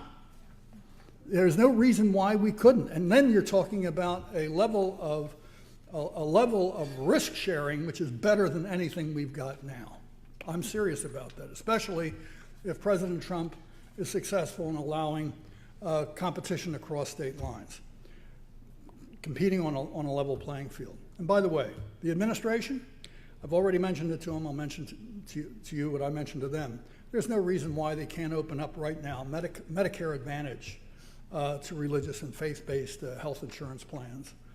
Medicare Advantage is right now serving over 21 million people. There's an awful lot of people I think who would be very comfortable joining a health plan that respects their values, especially at the end of life. Thank you very much.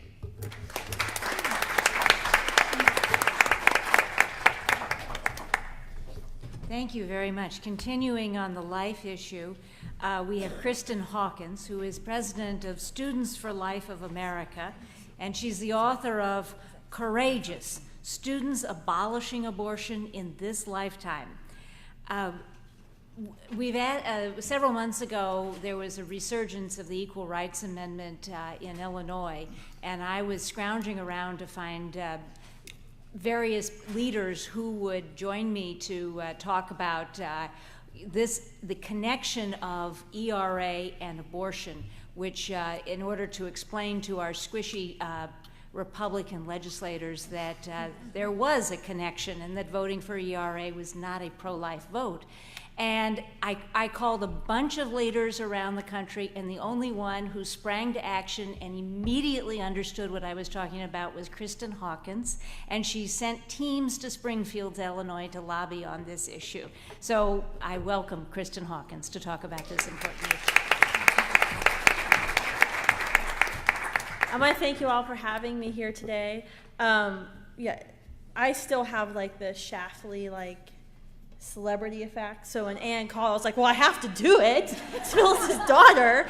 That was literally the email to staff. Phyllis's daughter just called. We have to move. So I want to thank you for having. Yes, thank you for having me here today. It's a great honor.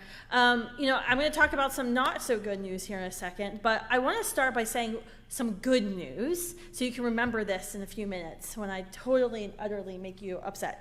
The good news is we are winning when it comes to abortion. Yay. That's the good news. You can look at polls out there showing that millennials, people my age, and even Generation Y, people younger than me, and by the way, I'm the old person in my organization now. I'm 33. I'm the old person. I don't understand the youth. If you look at the polls, we actually poll pro-life. And in many cases, we will poll more pro-life than our parents and our grandparents' generation.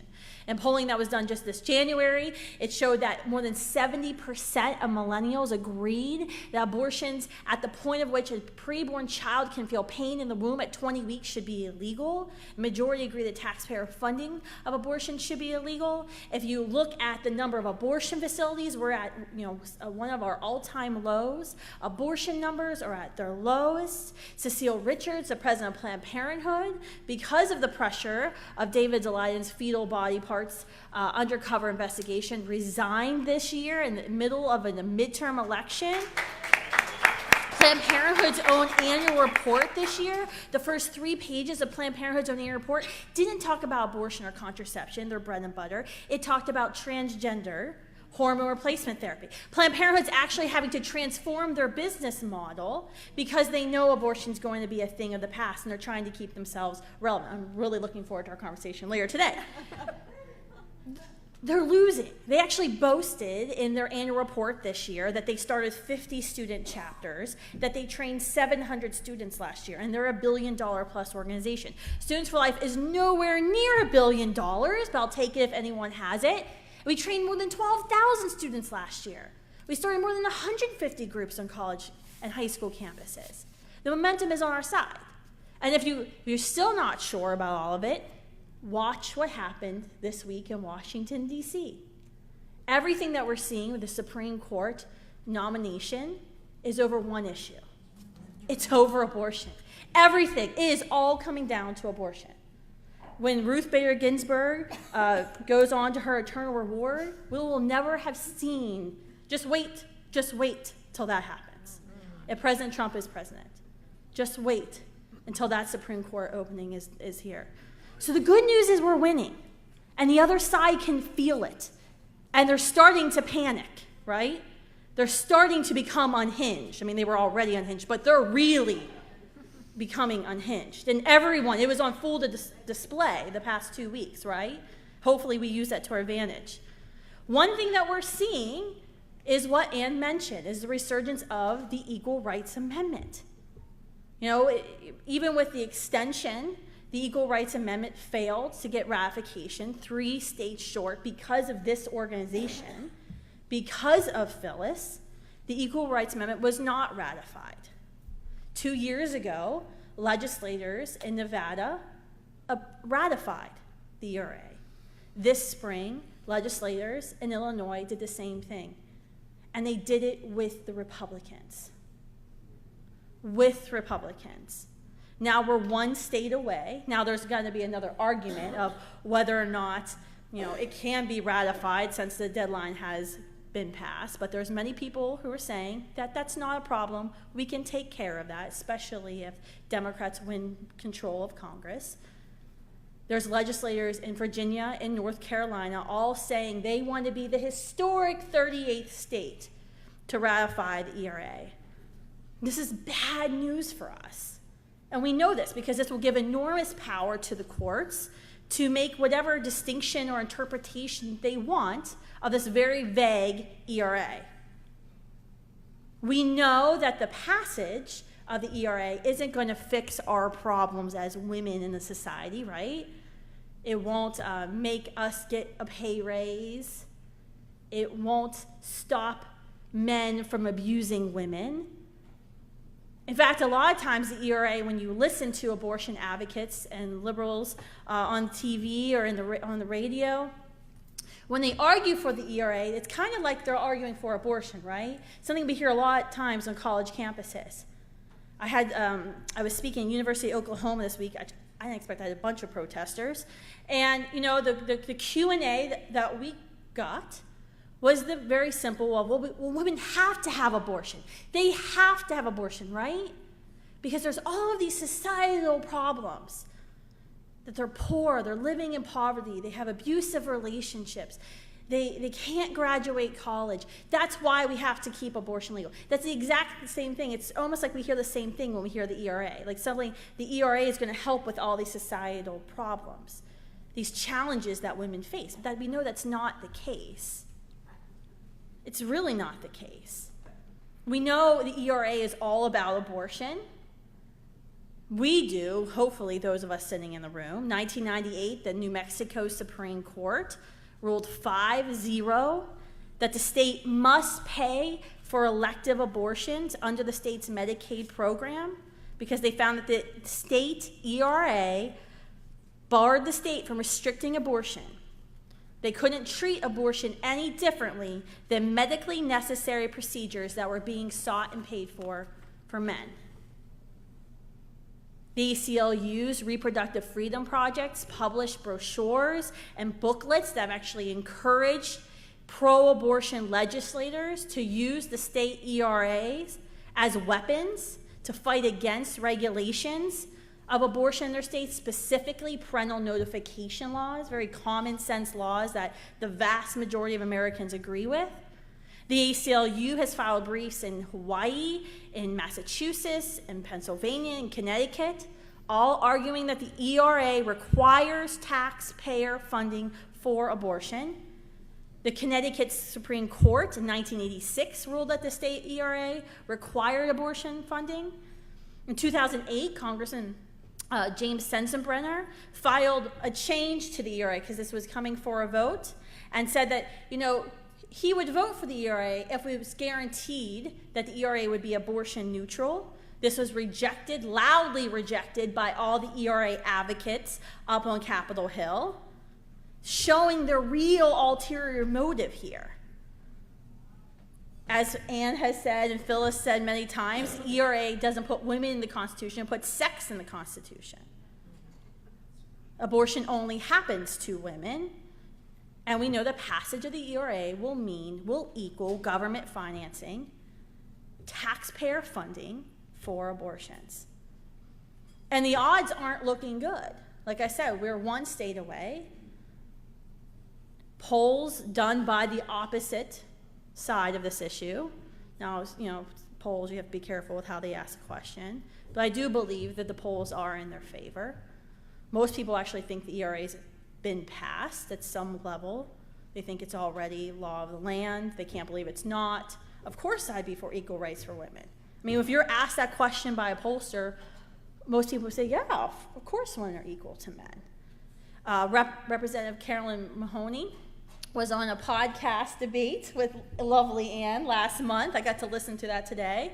And the interviewer, who was obviously pro-abortion, but Anne schooled him, the interviewer asked Representative Mahoney, what she thought the odds were of the ERA actually getting ratified, and she said, very good, because momentum is there.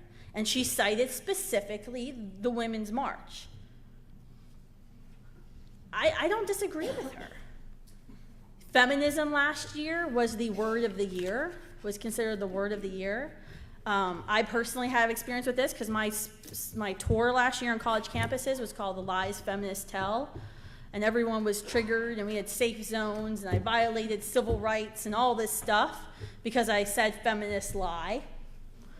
They didn't even come out to hear what the lies were, but because I said feminists were lying, that therefore I was the devil. They have momentum on their side. We've never been able to turn out those numbers that they turned out the Women's March. I was there at the Women's March. I actually wrote to the Women's March organizers right after it was announced that they were organizing and said, sure, Students for Life stands against violence against women. We'd love to be a part of the Women's March. I mean, I knew what the answer was. Don't get all worried about my political leanings. No surprise, we weren't allowed to be co-sponsor of the Women's March. Planned Parenthood was the platinum sponsor, the only sponsor on stage. But we were there, and we had our Abortion Betrays Women banners, and we had the opportunity, because it was so poorly organized, because they don't have an annual March for Life, they don't know what they're doing, to jump in front of their march and actually lead their march for several blocks. And it was women my mother's age who were the ones who were beating our 15-year-old girls and spitting at them, and we had to pull them back once we passed the White House. But we were there, and we saw it. And they were angry. They were mad. They have momentum. And you had women, when we pulled off to Constitution Avenue because it was getting too scary for our students, and I was envisioning all the legal liabilities of what was going to happen, we pulled off and we just stood there the rest of the march as the women were walking by with our 20-foot signs, Abortion Betrays Women, and we had women agreeing with us who were like holding their F Trump sign. I have to tailor down my language. I'm not on college campus right now. Had their F Trump sign, and then they would see our banner and they would nod. Like they hate Trump, but they agree abortion's bad. So this is a problem. It's also an opportunity, but it's a problem. They have momentum. They have it on the college campuses. We've had more vandalizations, we've had more lawsuits in the past 2 years since President Trump was elected than we ever had Students for Life, since I launched Students for Life. They have to silence the other side. They can't have discussion. It's too triggering, it's too harmful, but they have the momentum. So how do we stop it? How do we make a dent? Some action items I have, and by the way, I love that you guys want every speaker to have action items. That's awesome. This is so good, because then I can be so bossy to my true self. I'm living my best life. The first thing I think we need to do, and I can't say I'm the expert on this. Anne is, experts on the ERA, not me. I kind of delve into this, and then I have other issues I'm into. We have to rebrand the ERA. When I talk to pro-life millennials, they think the ERA is good. They have a positive word association with the ERA. You know how I know we're winning when it comes to abortion? Because even though I don't have the majority saying they're pro-life, I have the majority saying, oh, it should be illegal. I have the majority saying, when they first hear the word abortion, the first 3 words that come to their top of the mind are death, killing, sadness. We don't have that with the ERA. It's generally associated positively in young people's minds. I can't even win this with young pro-life millennials. You should have seen me trying to get the kids to Illinois. It was a pure blind faith. Go because I said, and trust me, this is bad. We have to rebrand what the ERA is. Some ideas that I have, and I'm not, like I said, I'm not claiming to have the gospel on this. Abortion Entitlement Act is one word we're throwing around. The Everything Related to Abortion Act is another one we're throwing around. We have to come up as a movement with another word. Every time they say ERA, we repeat this. Oh, you mean the Everything Related to Abortion Act? And we have to say that over and over and over and over and over again. You know, when we started going after Planned Parenthood, 2011, we actually were losing with pro-lifers. Pro-lifers didn't even know Planned Parenthood was the largest vendor of abortions. We had to say over and over again, Planned Parenthood, abortion, Goliath. Planned Parenthood, abortion, Goliath. Like, we had to keep saying it. And people are like, you're like a broken record. Can you come and talk? But don't talk about Planned Parenthood. You always talk about Planned Parenthood. There's a reason. Because we had to change it in people's minds, what they thought of Planned Parenthood. We need to do the same thing with ERA. I think we need to use their quotes against them. Use those ACLU briefs that have been filed. Use those state Supreme Court rulings against them as to offer proof. Ann saw in the podcast I listened to this morning, I was like amped up on the plane at 6 a.m., by the way. The people were not pleased with me. I had the light on. I was aggressively typing. It was bad. But on the podcast, they shrugged Ann off as like, oh, that's not going to happen. The ERA says nothing about abortion. This is nothing about it. They know what their agenda is, and we need to make it known. So we need to use those statements, use those court rulings against them. We need to present this. Number 3 is we need to present this to our conservative friends, especially those in the legislatures. We need to hold their hand and give them the ammo. Give them the talking points and say, I know this is going to be hard for you as a white male legislator. So I'm here as a woman to tell you how to talk about this. And if you have a question or if you need help, call me next time and I'll stand next to you as you do your press conference. Because we lose because the white male legislators are afraid to look like they hate women. Because the left has a very specific narrative that they're driving, right? That the GOP is a bunch of old white men in Washington, D.C. in a back room smoking cigars, and their entire existence is to bring us down. That's what they say. So there's a lot of female faces in this audience today. Now, I know I'm being binary and there's more than 2 genders, but you need to go and you need to reassure those male legislative members, reassure them that you will be standing beside them because they're fraidy cats. And we're going to lose. We lost this battle in Illinois and Nevada because of the GOP. In Nevada, we could have won it had it been not for the Republicans. No, I had some Republicans, legislators, because they walked out a speech I gave against them. But they had a majority, and it was Sure. they controlled the Assembly and the Senate, and the Democrats passed it. It was the Republicans' fault that the Democrats controlled the legislature because the 2 years before that, the Republicans had passed the largest tax increase in Nevada history and got thrown out of office. There you go. But they didn't. It wasn't their fault that ERA passed, even though I'd like to blame. All right, thank you. We will lose if the GOP doesn't get on with this messaging. We're going to lose. There's no way to stop it unless we convince the GOP that the ERA is the Everything Related to Abortion Act or the Abortion Entitlement Act. We will lose, hands down. Be the local expert. Be involved. If the ERA is coming to your state, you better be there to fight it and organize a coalition of women to be out there speaking out, lobbying, If it's already passed in your state, let's start talking about state repeals of the ERA. I don't know how that goes, how it happens, but I heard it's possible. Well, we've already See, there you go. I see I'm not the expert in this.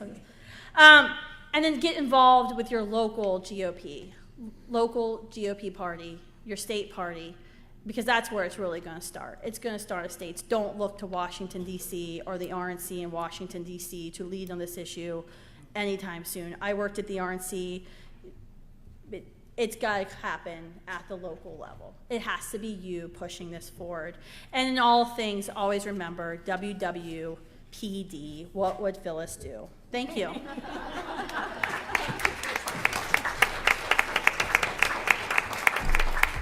I always like the idea of rebranding words from the other side to mean what they really mean. And one of the things that's pushing the resurgence of ERA is a movie that's available, and the movie title is Equal Means Equal. And I looked at those words and I said, no, what it really says is equal means sequel, which is, we can't have a sequel of this ERA.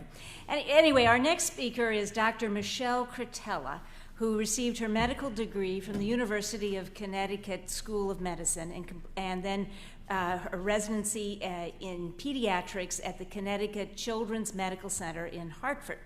She is president of the American College of Pediatricians and one of its chief researchers, writers, and spokespersons on the issues of pediatric mental and sexual health. She has served on the board of directors of the National Association for Research and Therapy for Homosexuality.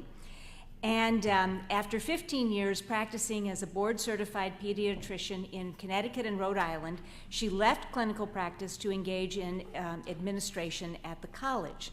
Dr. Cretella and her husband, and I'm not going to say that they have 4 children, I'm going to say that they have 3 sons and 1 daughter. Please welcome Dr. Cretella.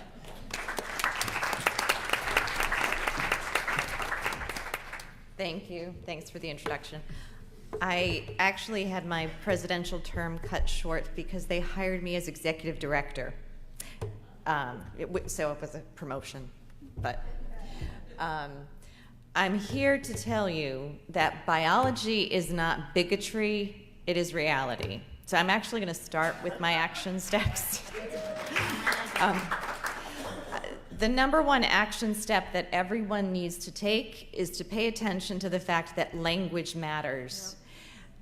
In one of the first slides, I point out that human beings have a sex, not a gender. So when we are talking about people, talk about biological sex, and just keep repeating, biology is not bigotry, it's reality.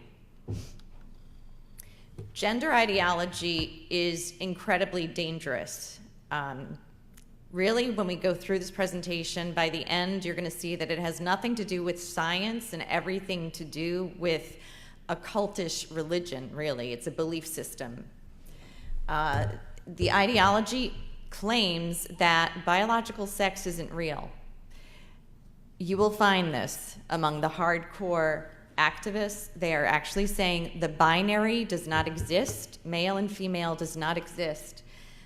They will tell you that disorders of sex development or intersex disorders proves that sex is a spectrum.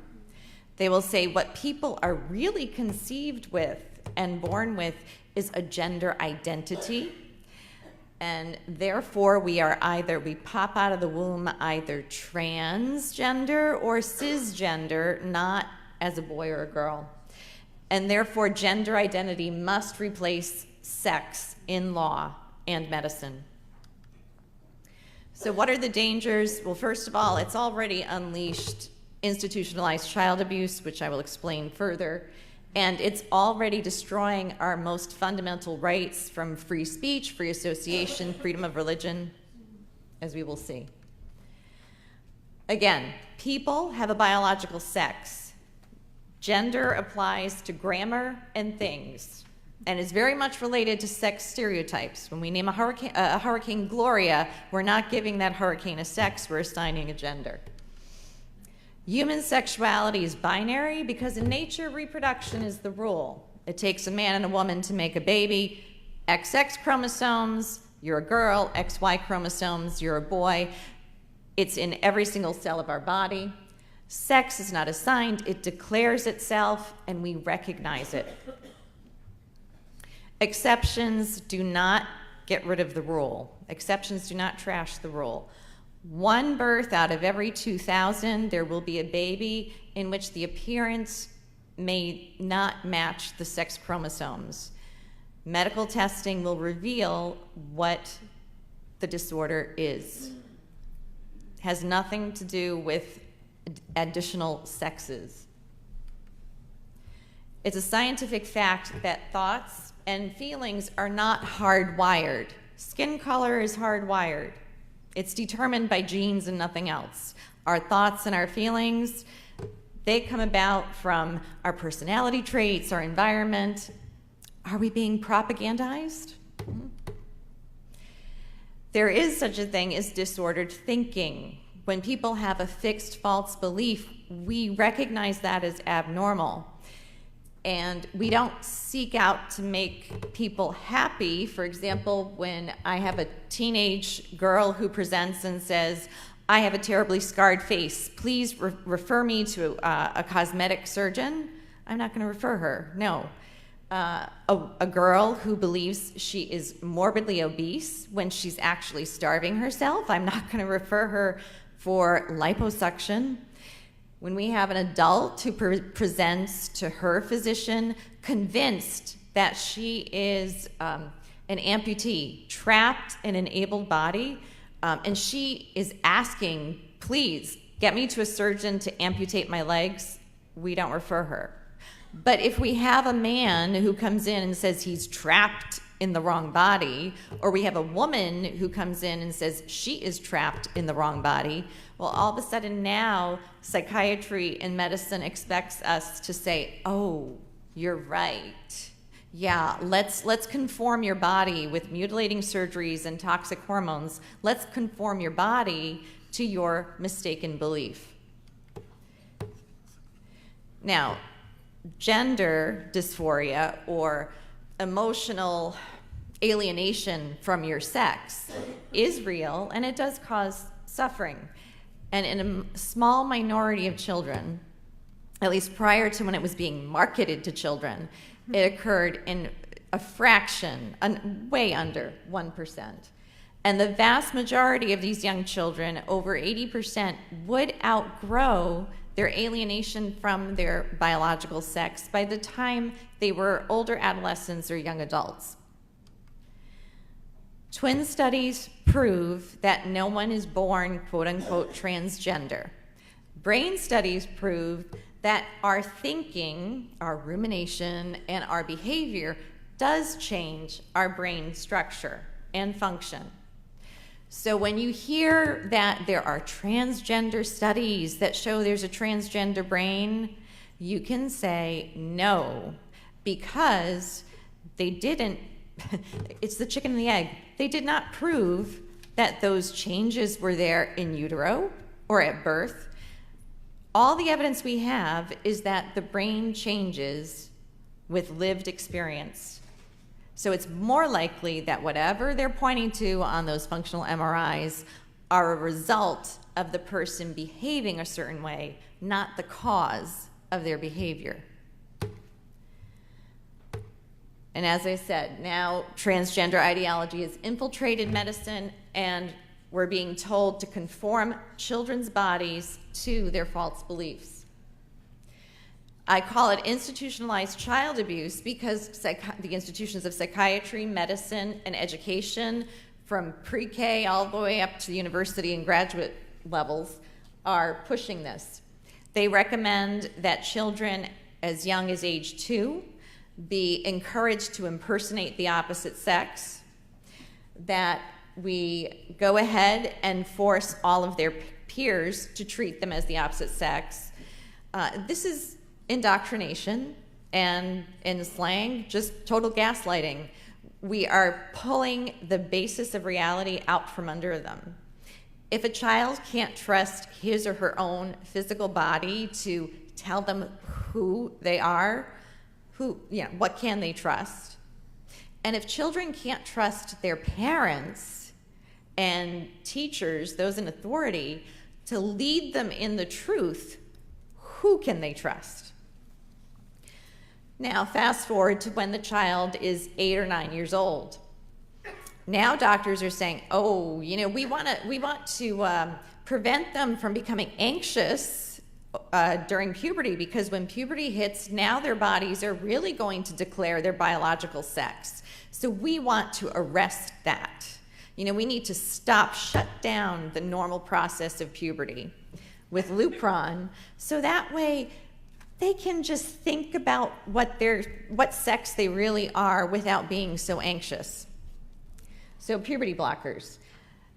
But there's a problem. When you shut down puberty in a normal, healthy child, the rest of their friends go through puberty. They grow in height, they're maturing, and our patient with gender dysphoria is feeling rather more awkward. So then the gender experts say, well, we have to hurry up and get them on the cross-sex hormones. So that way they can go through the puberty of the opposite sex, the right puberty. Now, this is how it relates to the whole sexual revolution, abortion, life issue. Once you have taken a young child and you put them on puberty blockers, combine that now with cross-sex hormones, that child is permanently sterile. Surgical mutilation comes next.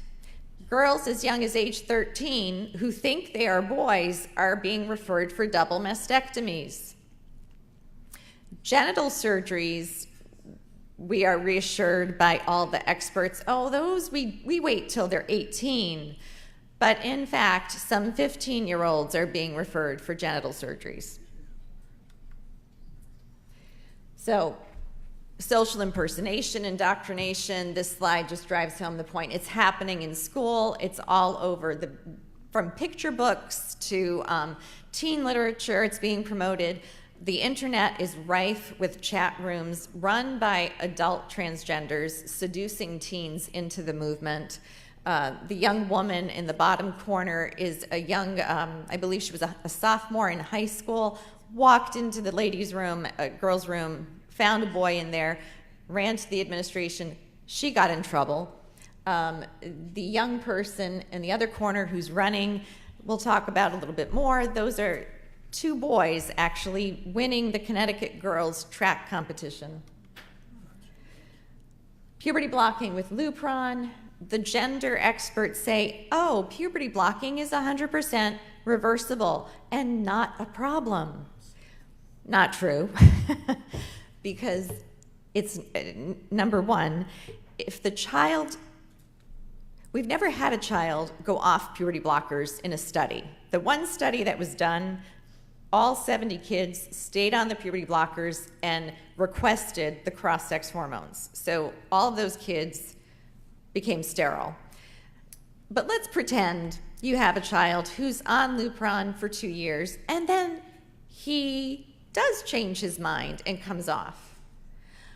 Dear gender expert, can you give that boy back his 2 years of normal pubertal development? Because unless you can give him back the 2 years of normal development that you robbed him, you have no right saying it's reversible.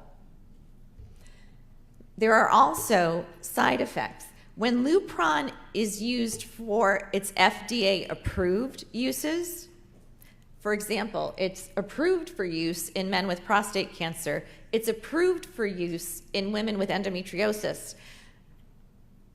The cost benefit, FDA said, is worth it, but men and women do suffer memory problems. So what are we doing to physically healthy children when we arrest their puberty with it? We could really be messing with their minds. When the one and only use the FDA approves Lupron for in children is when they have the disease called precocious puberty. So you have a 6-year-old who's going through puberty. We want to help that 6-year-old avoid puberty until closer to age 11. That's okay, that's acceptable. But even in those children, as they get older, there is an increased risk in the girls of brittle bones, and in the boys who were appropriately treated, there's a slight increased risk of testicular cancer and maybe obesity.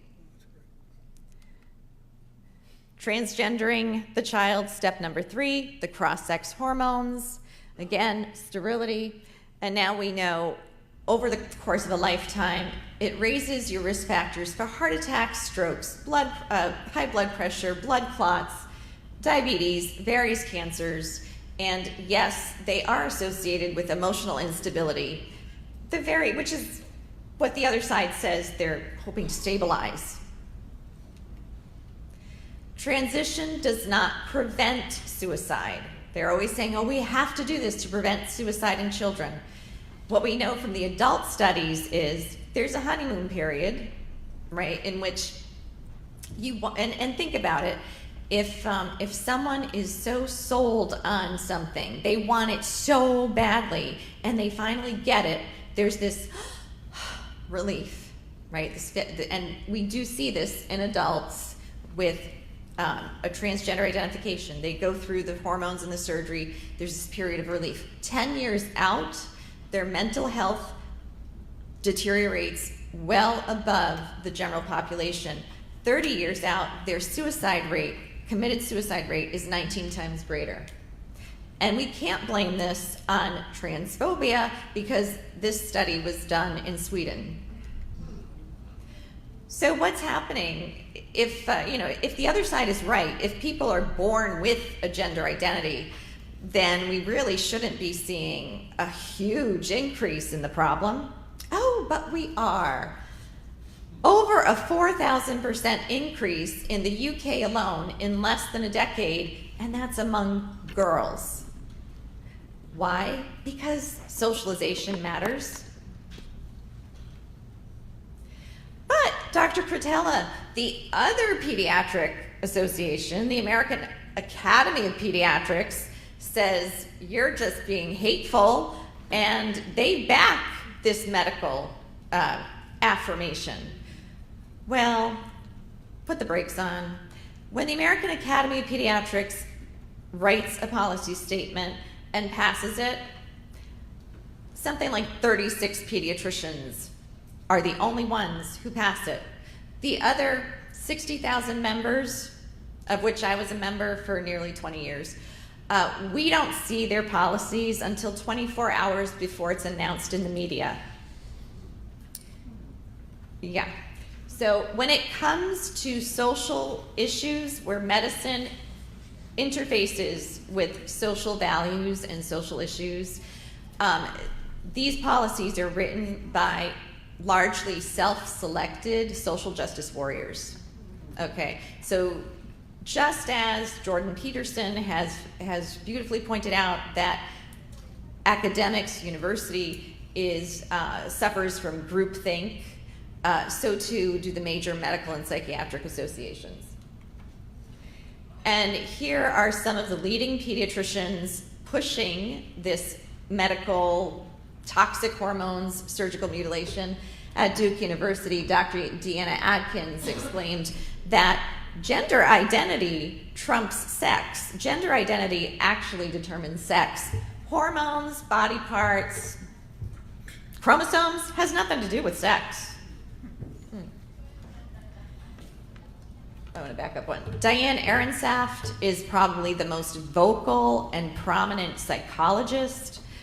She heads up the clinic at UCSF. She teaches her medical students, her pediatric residents, and numerous parent conferences. If you have a 2-year-old and a 3-year-old, teach them that what makes you a boy is when your brain tells you you're a boy.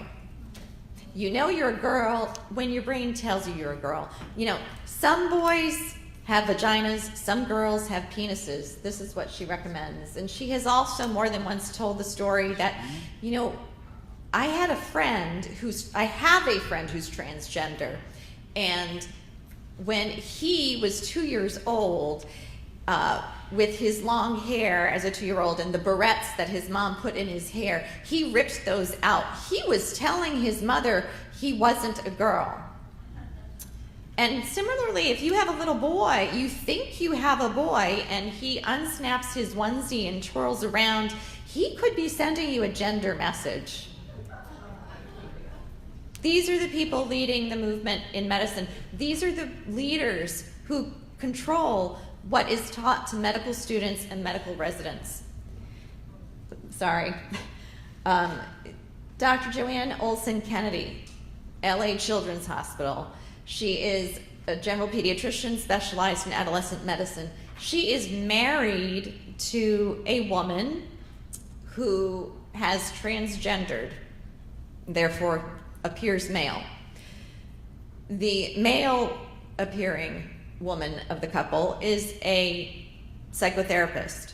Together, they are leading the charge of transgendering children. Dr.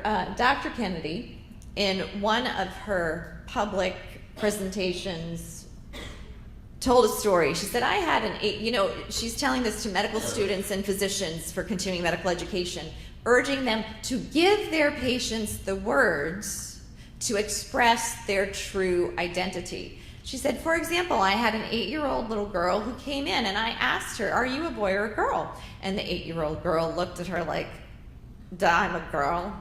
My body, yeah, good. And Dr. Kennedy said, well, suppose I gave you a Pop-Tart and the wrapper was strawberry, but you bit into that Pop-Tart and it tasted blueberry. What kind of Pop-Tart is it really? Well, blueberry. Now, this was a girl who was a tomboy. So with that, she looked at her mom and said, Mom, I think I'm a boy in a girl wrapper. And Dr. Kennedy said, see, I just gave her I gave him the words to express himself.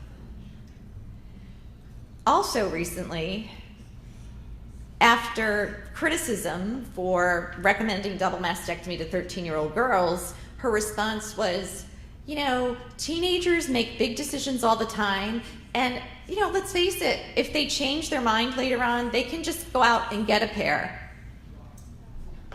Just go out and get a pair of breasts, should the girls suddenly wake up one day realizing they were lied to.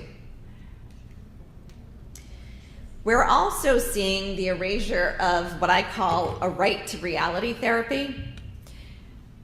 14 states, DC, and 44 counties across the country have made it illegal for a therapist to help a child come to accept their bodies.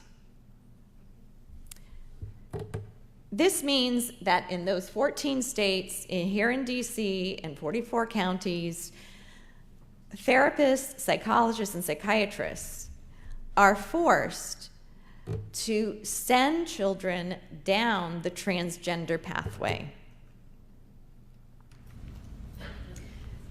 Erasure of first liberties, especially when it comes to women. Schools, stores like Target, gyms. If a man identifies as transgender and says he's a woman, the law's on his side, he is in women's spaces, and there's nothing you can do about it. The picture down in I guess your left corner represents, that's a home for women who have suffered domestic abuse or they're homeless. There is a case now, I believe that's in California, of about half a dozen women who were assaulted in the Amos house. Women's prisons, there's a case, again, I believe, in Texas, about a half a dozen women inmates who were assaulted by a transgender prisoner.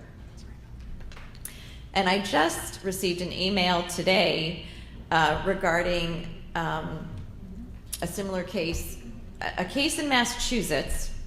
There is a transgender woman, so biological man, who still has his equipment, and he has brought a complaint, and I believe he's going to file a lawsuit against a beauty salon that would not wax his bikini area. And here, because now Massachusetts, by the way, has a gender identity law. So that's what wants to bring the suit under that law. Connecticut also recognizes gender identity, and again, the top two runners are biological boys, and they literally ran away with the title in the Connecticut girls state track competition. And as we know, or you may or may not know, parents are losing custody of their kids if they refuse to go along with transgender hormones. This is not the picture of the actual parents involved, but the case was in Cleveland, Ohio, and I've also received several phone calls from across the country from parents going through a divorce. And I will get the call from the parent who wants to save her 15-year-old daughter. No, in every case, it's been a 15-year-old girl who suddenly awoke to the fact that I've been transgender all along. Now, her depression, her past psychological history, that's all there too, but the gender clinics deemed it irrelevant. Clearly, as a pediatrician, I would say, well, gee, maybe this nasty divorce has triggered this reaction in her, but oh no, not the gender experts. Bottom line, the parent who wants to save the child, who simply wants the child to get more real psychotherapy, is the parent who loses medical decision-making in the divorce proceedings. So, gender ideology is absolutely a vehicle for tyranny and for totalitarianism. It's a cult of radical autonomy. It's not about science. It's about the belief, the pagan belief, that our soul or thoughts, it's this dualistic belief that we are, the real us, is separate from our physical body. That is a religious belief. It's a pagan Gnostic belief. It is not scientific fact. So what gender experts are doing is rewriting Genesis. Okay? And we have to make, as a doctor, my board, people say, oh, don't talk about, no, we have to talk about religion for the very reason that Mr. Moffit said at the beginning. The value of life is not a scientific fact. That is a moral judgment. The inviolability of life. Science tells us when life begins and when life ends. It doesn't tell us to value it. Science tells us everything about our biological sex. That is material reality. We, from our worldview, either value the telos that we find in nature, value the fact that a man and a woman create a family, and this is the root of our natural law jurisprudence, or else we can kiss our Constitution and our first liberties goodbye. So transgenderism is about beliefs trumping reality. It's sowing chaos into the language, because rather than talking about sex, it's got this nebulous term gender. So we have to reject the term gender. It's making up pronouns. We've got to reject those. Do not go along.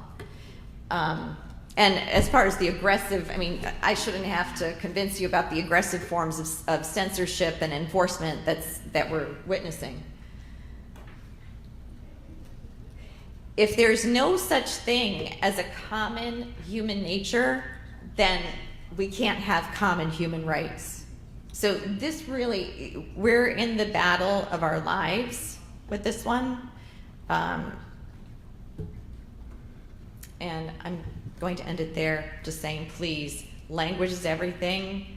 Just drum it into your friends and family. Biology is not bigotry. Natural law is what our first freedoms are based on, and that's what we have to fight for. Thank you.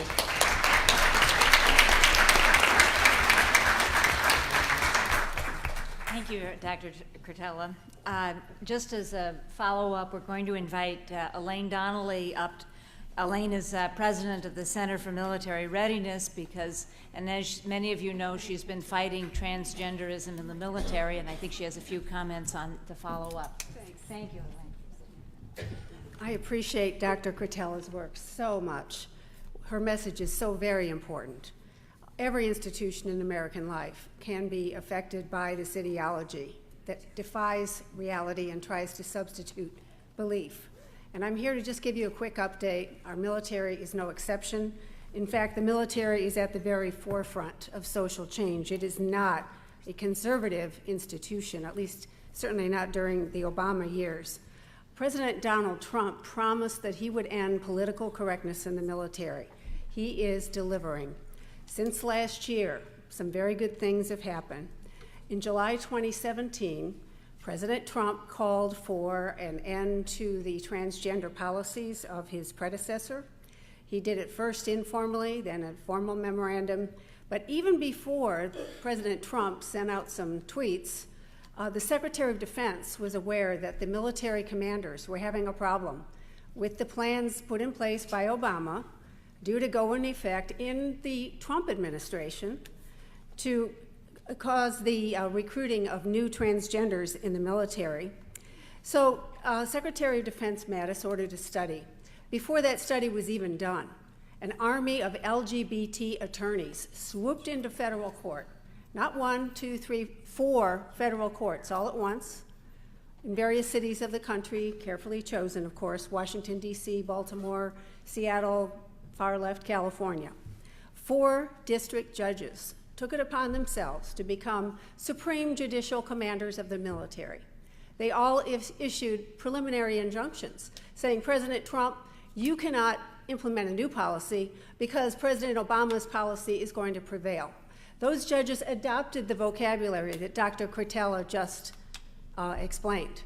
All of the ideology, all of the fake science, the judges have bought into it totally. Well, the study went forward. Gender dysphoria, which is real, and I've always had sympathy, concern for people who suffer from this psychological disorder.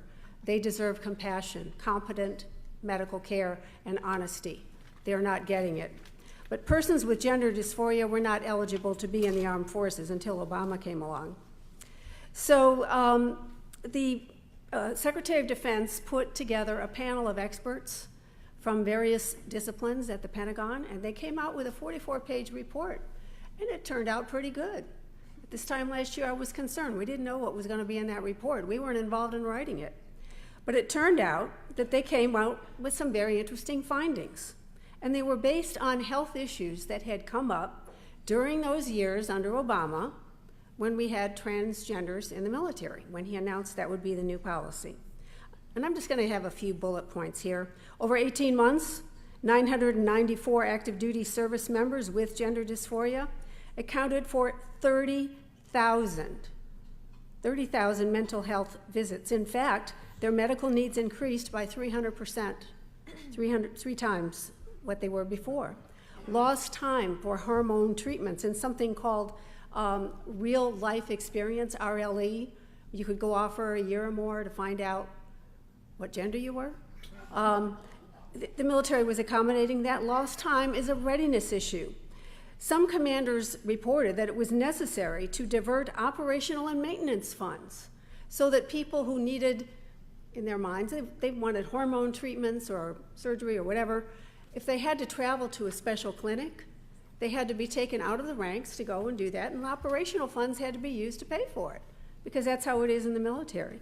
This was cutting into operational and other kinds of funds needed for military readiness.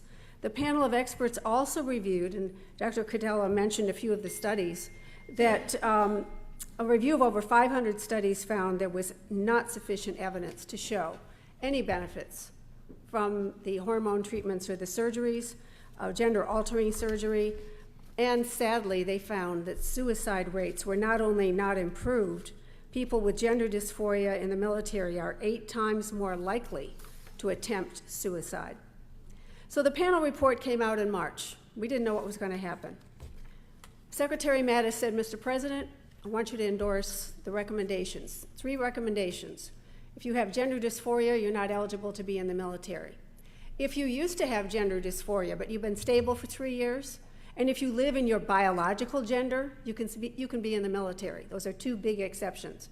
The third one is if you were in the military as an open transgender under Obama, you could stay. Those are the 3 things. It's a nuanced policy.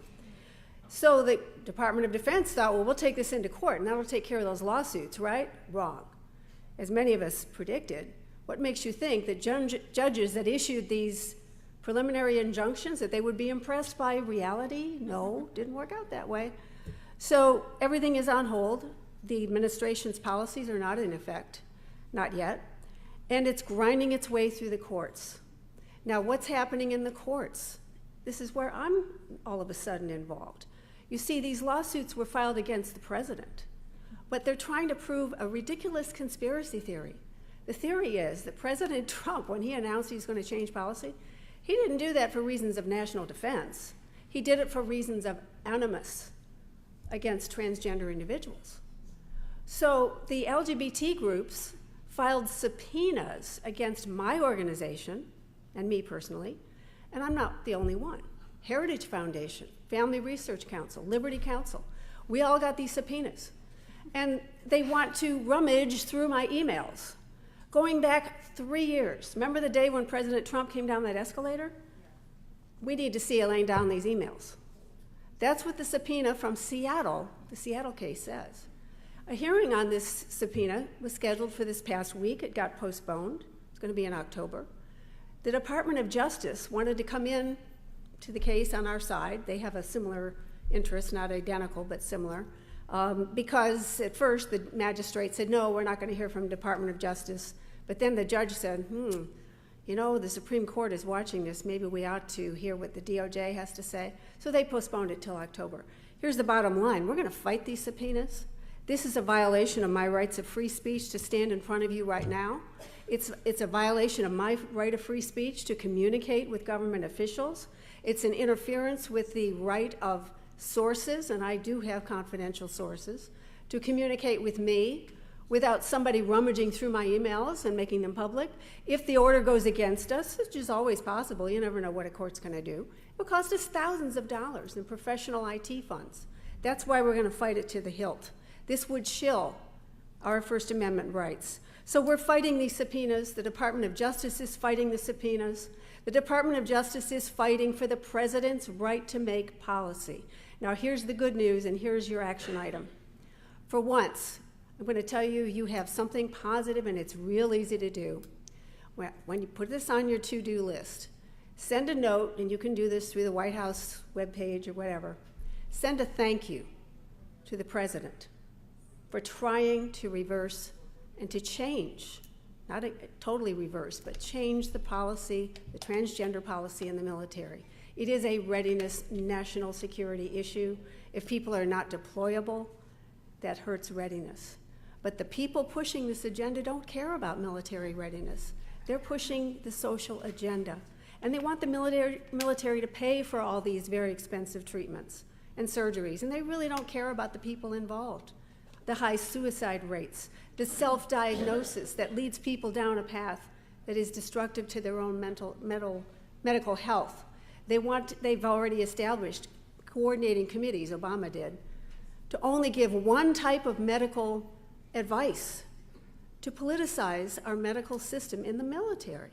This is very far gone, and the only person standing in the way is President Donald Trump. So send him a thank you. And while you're at it, send a thank you to the Attorney General. I know Jeff Sessions gets a lot of criticism from people, but the Department of Justice is fighting the good fight. And they're fighting it on many levels, in many different venues. They're doing a good job. And that's my message for you today. If you have any questions, I'll be glad to answer them. Thank you.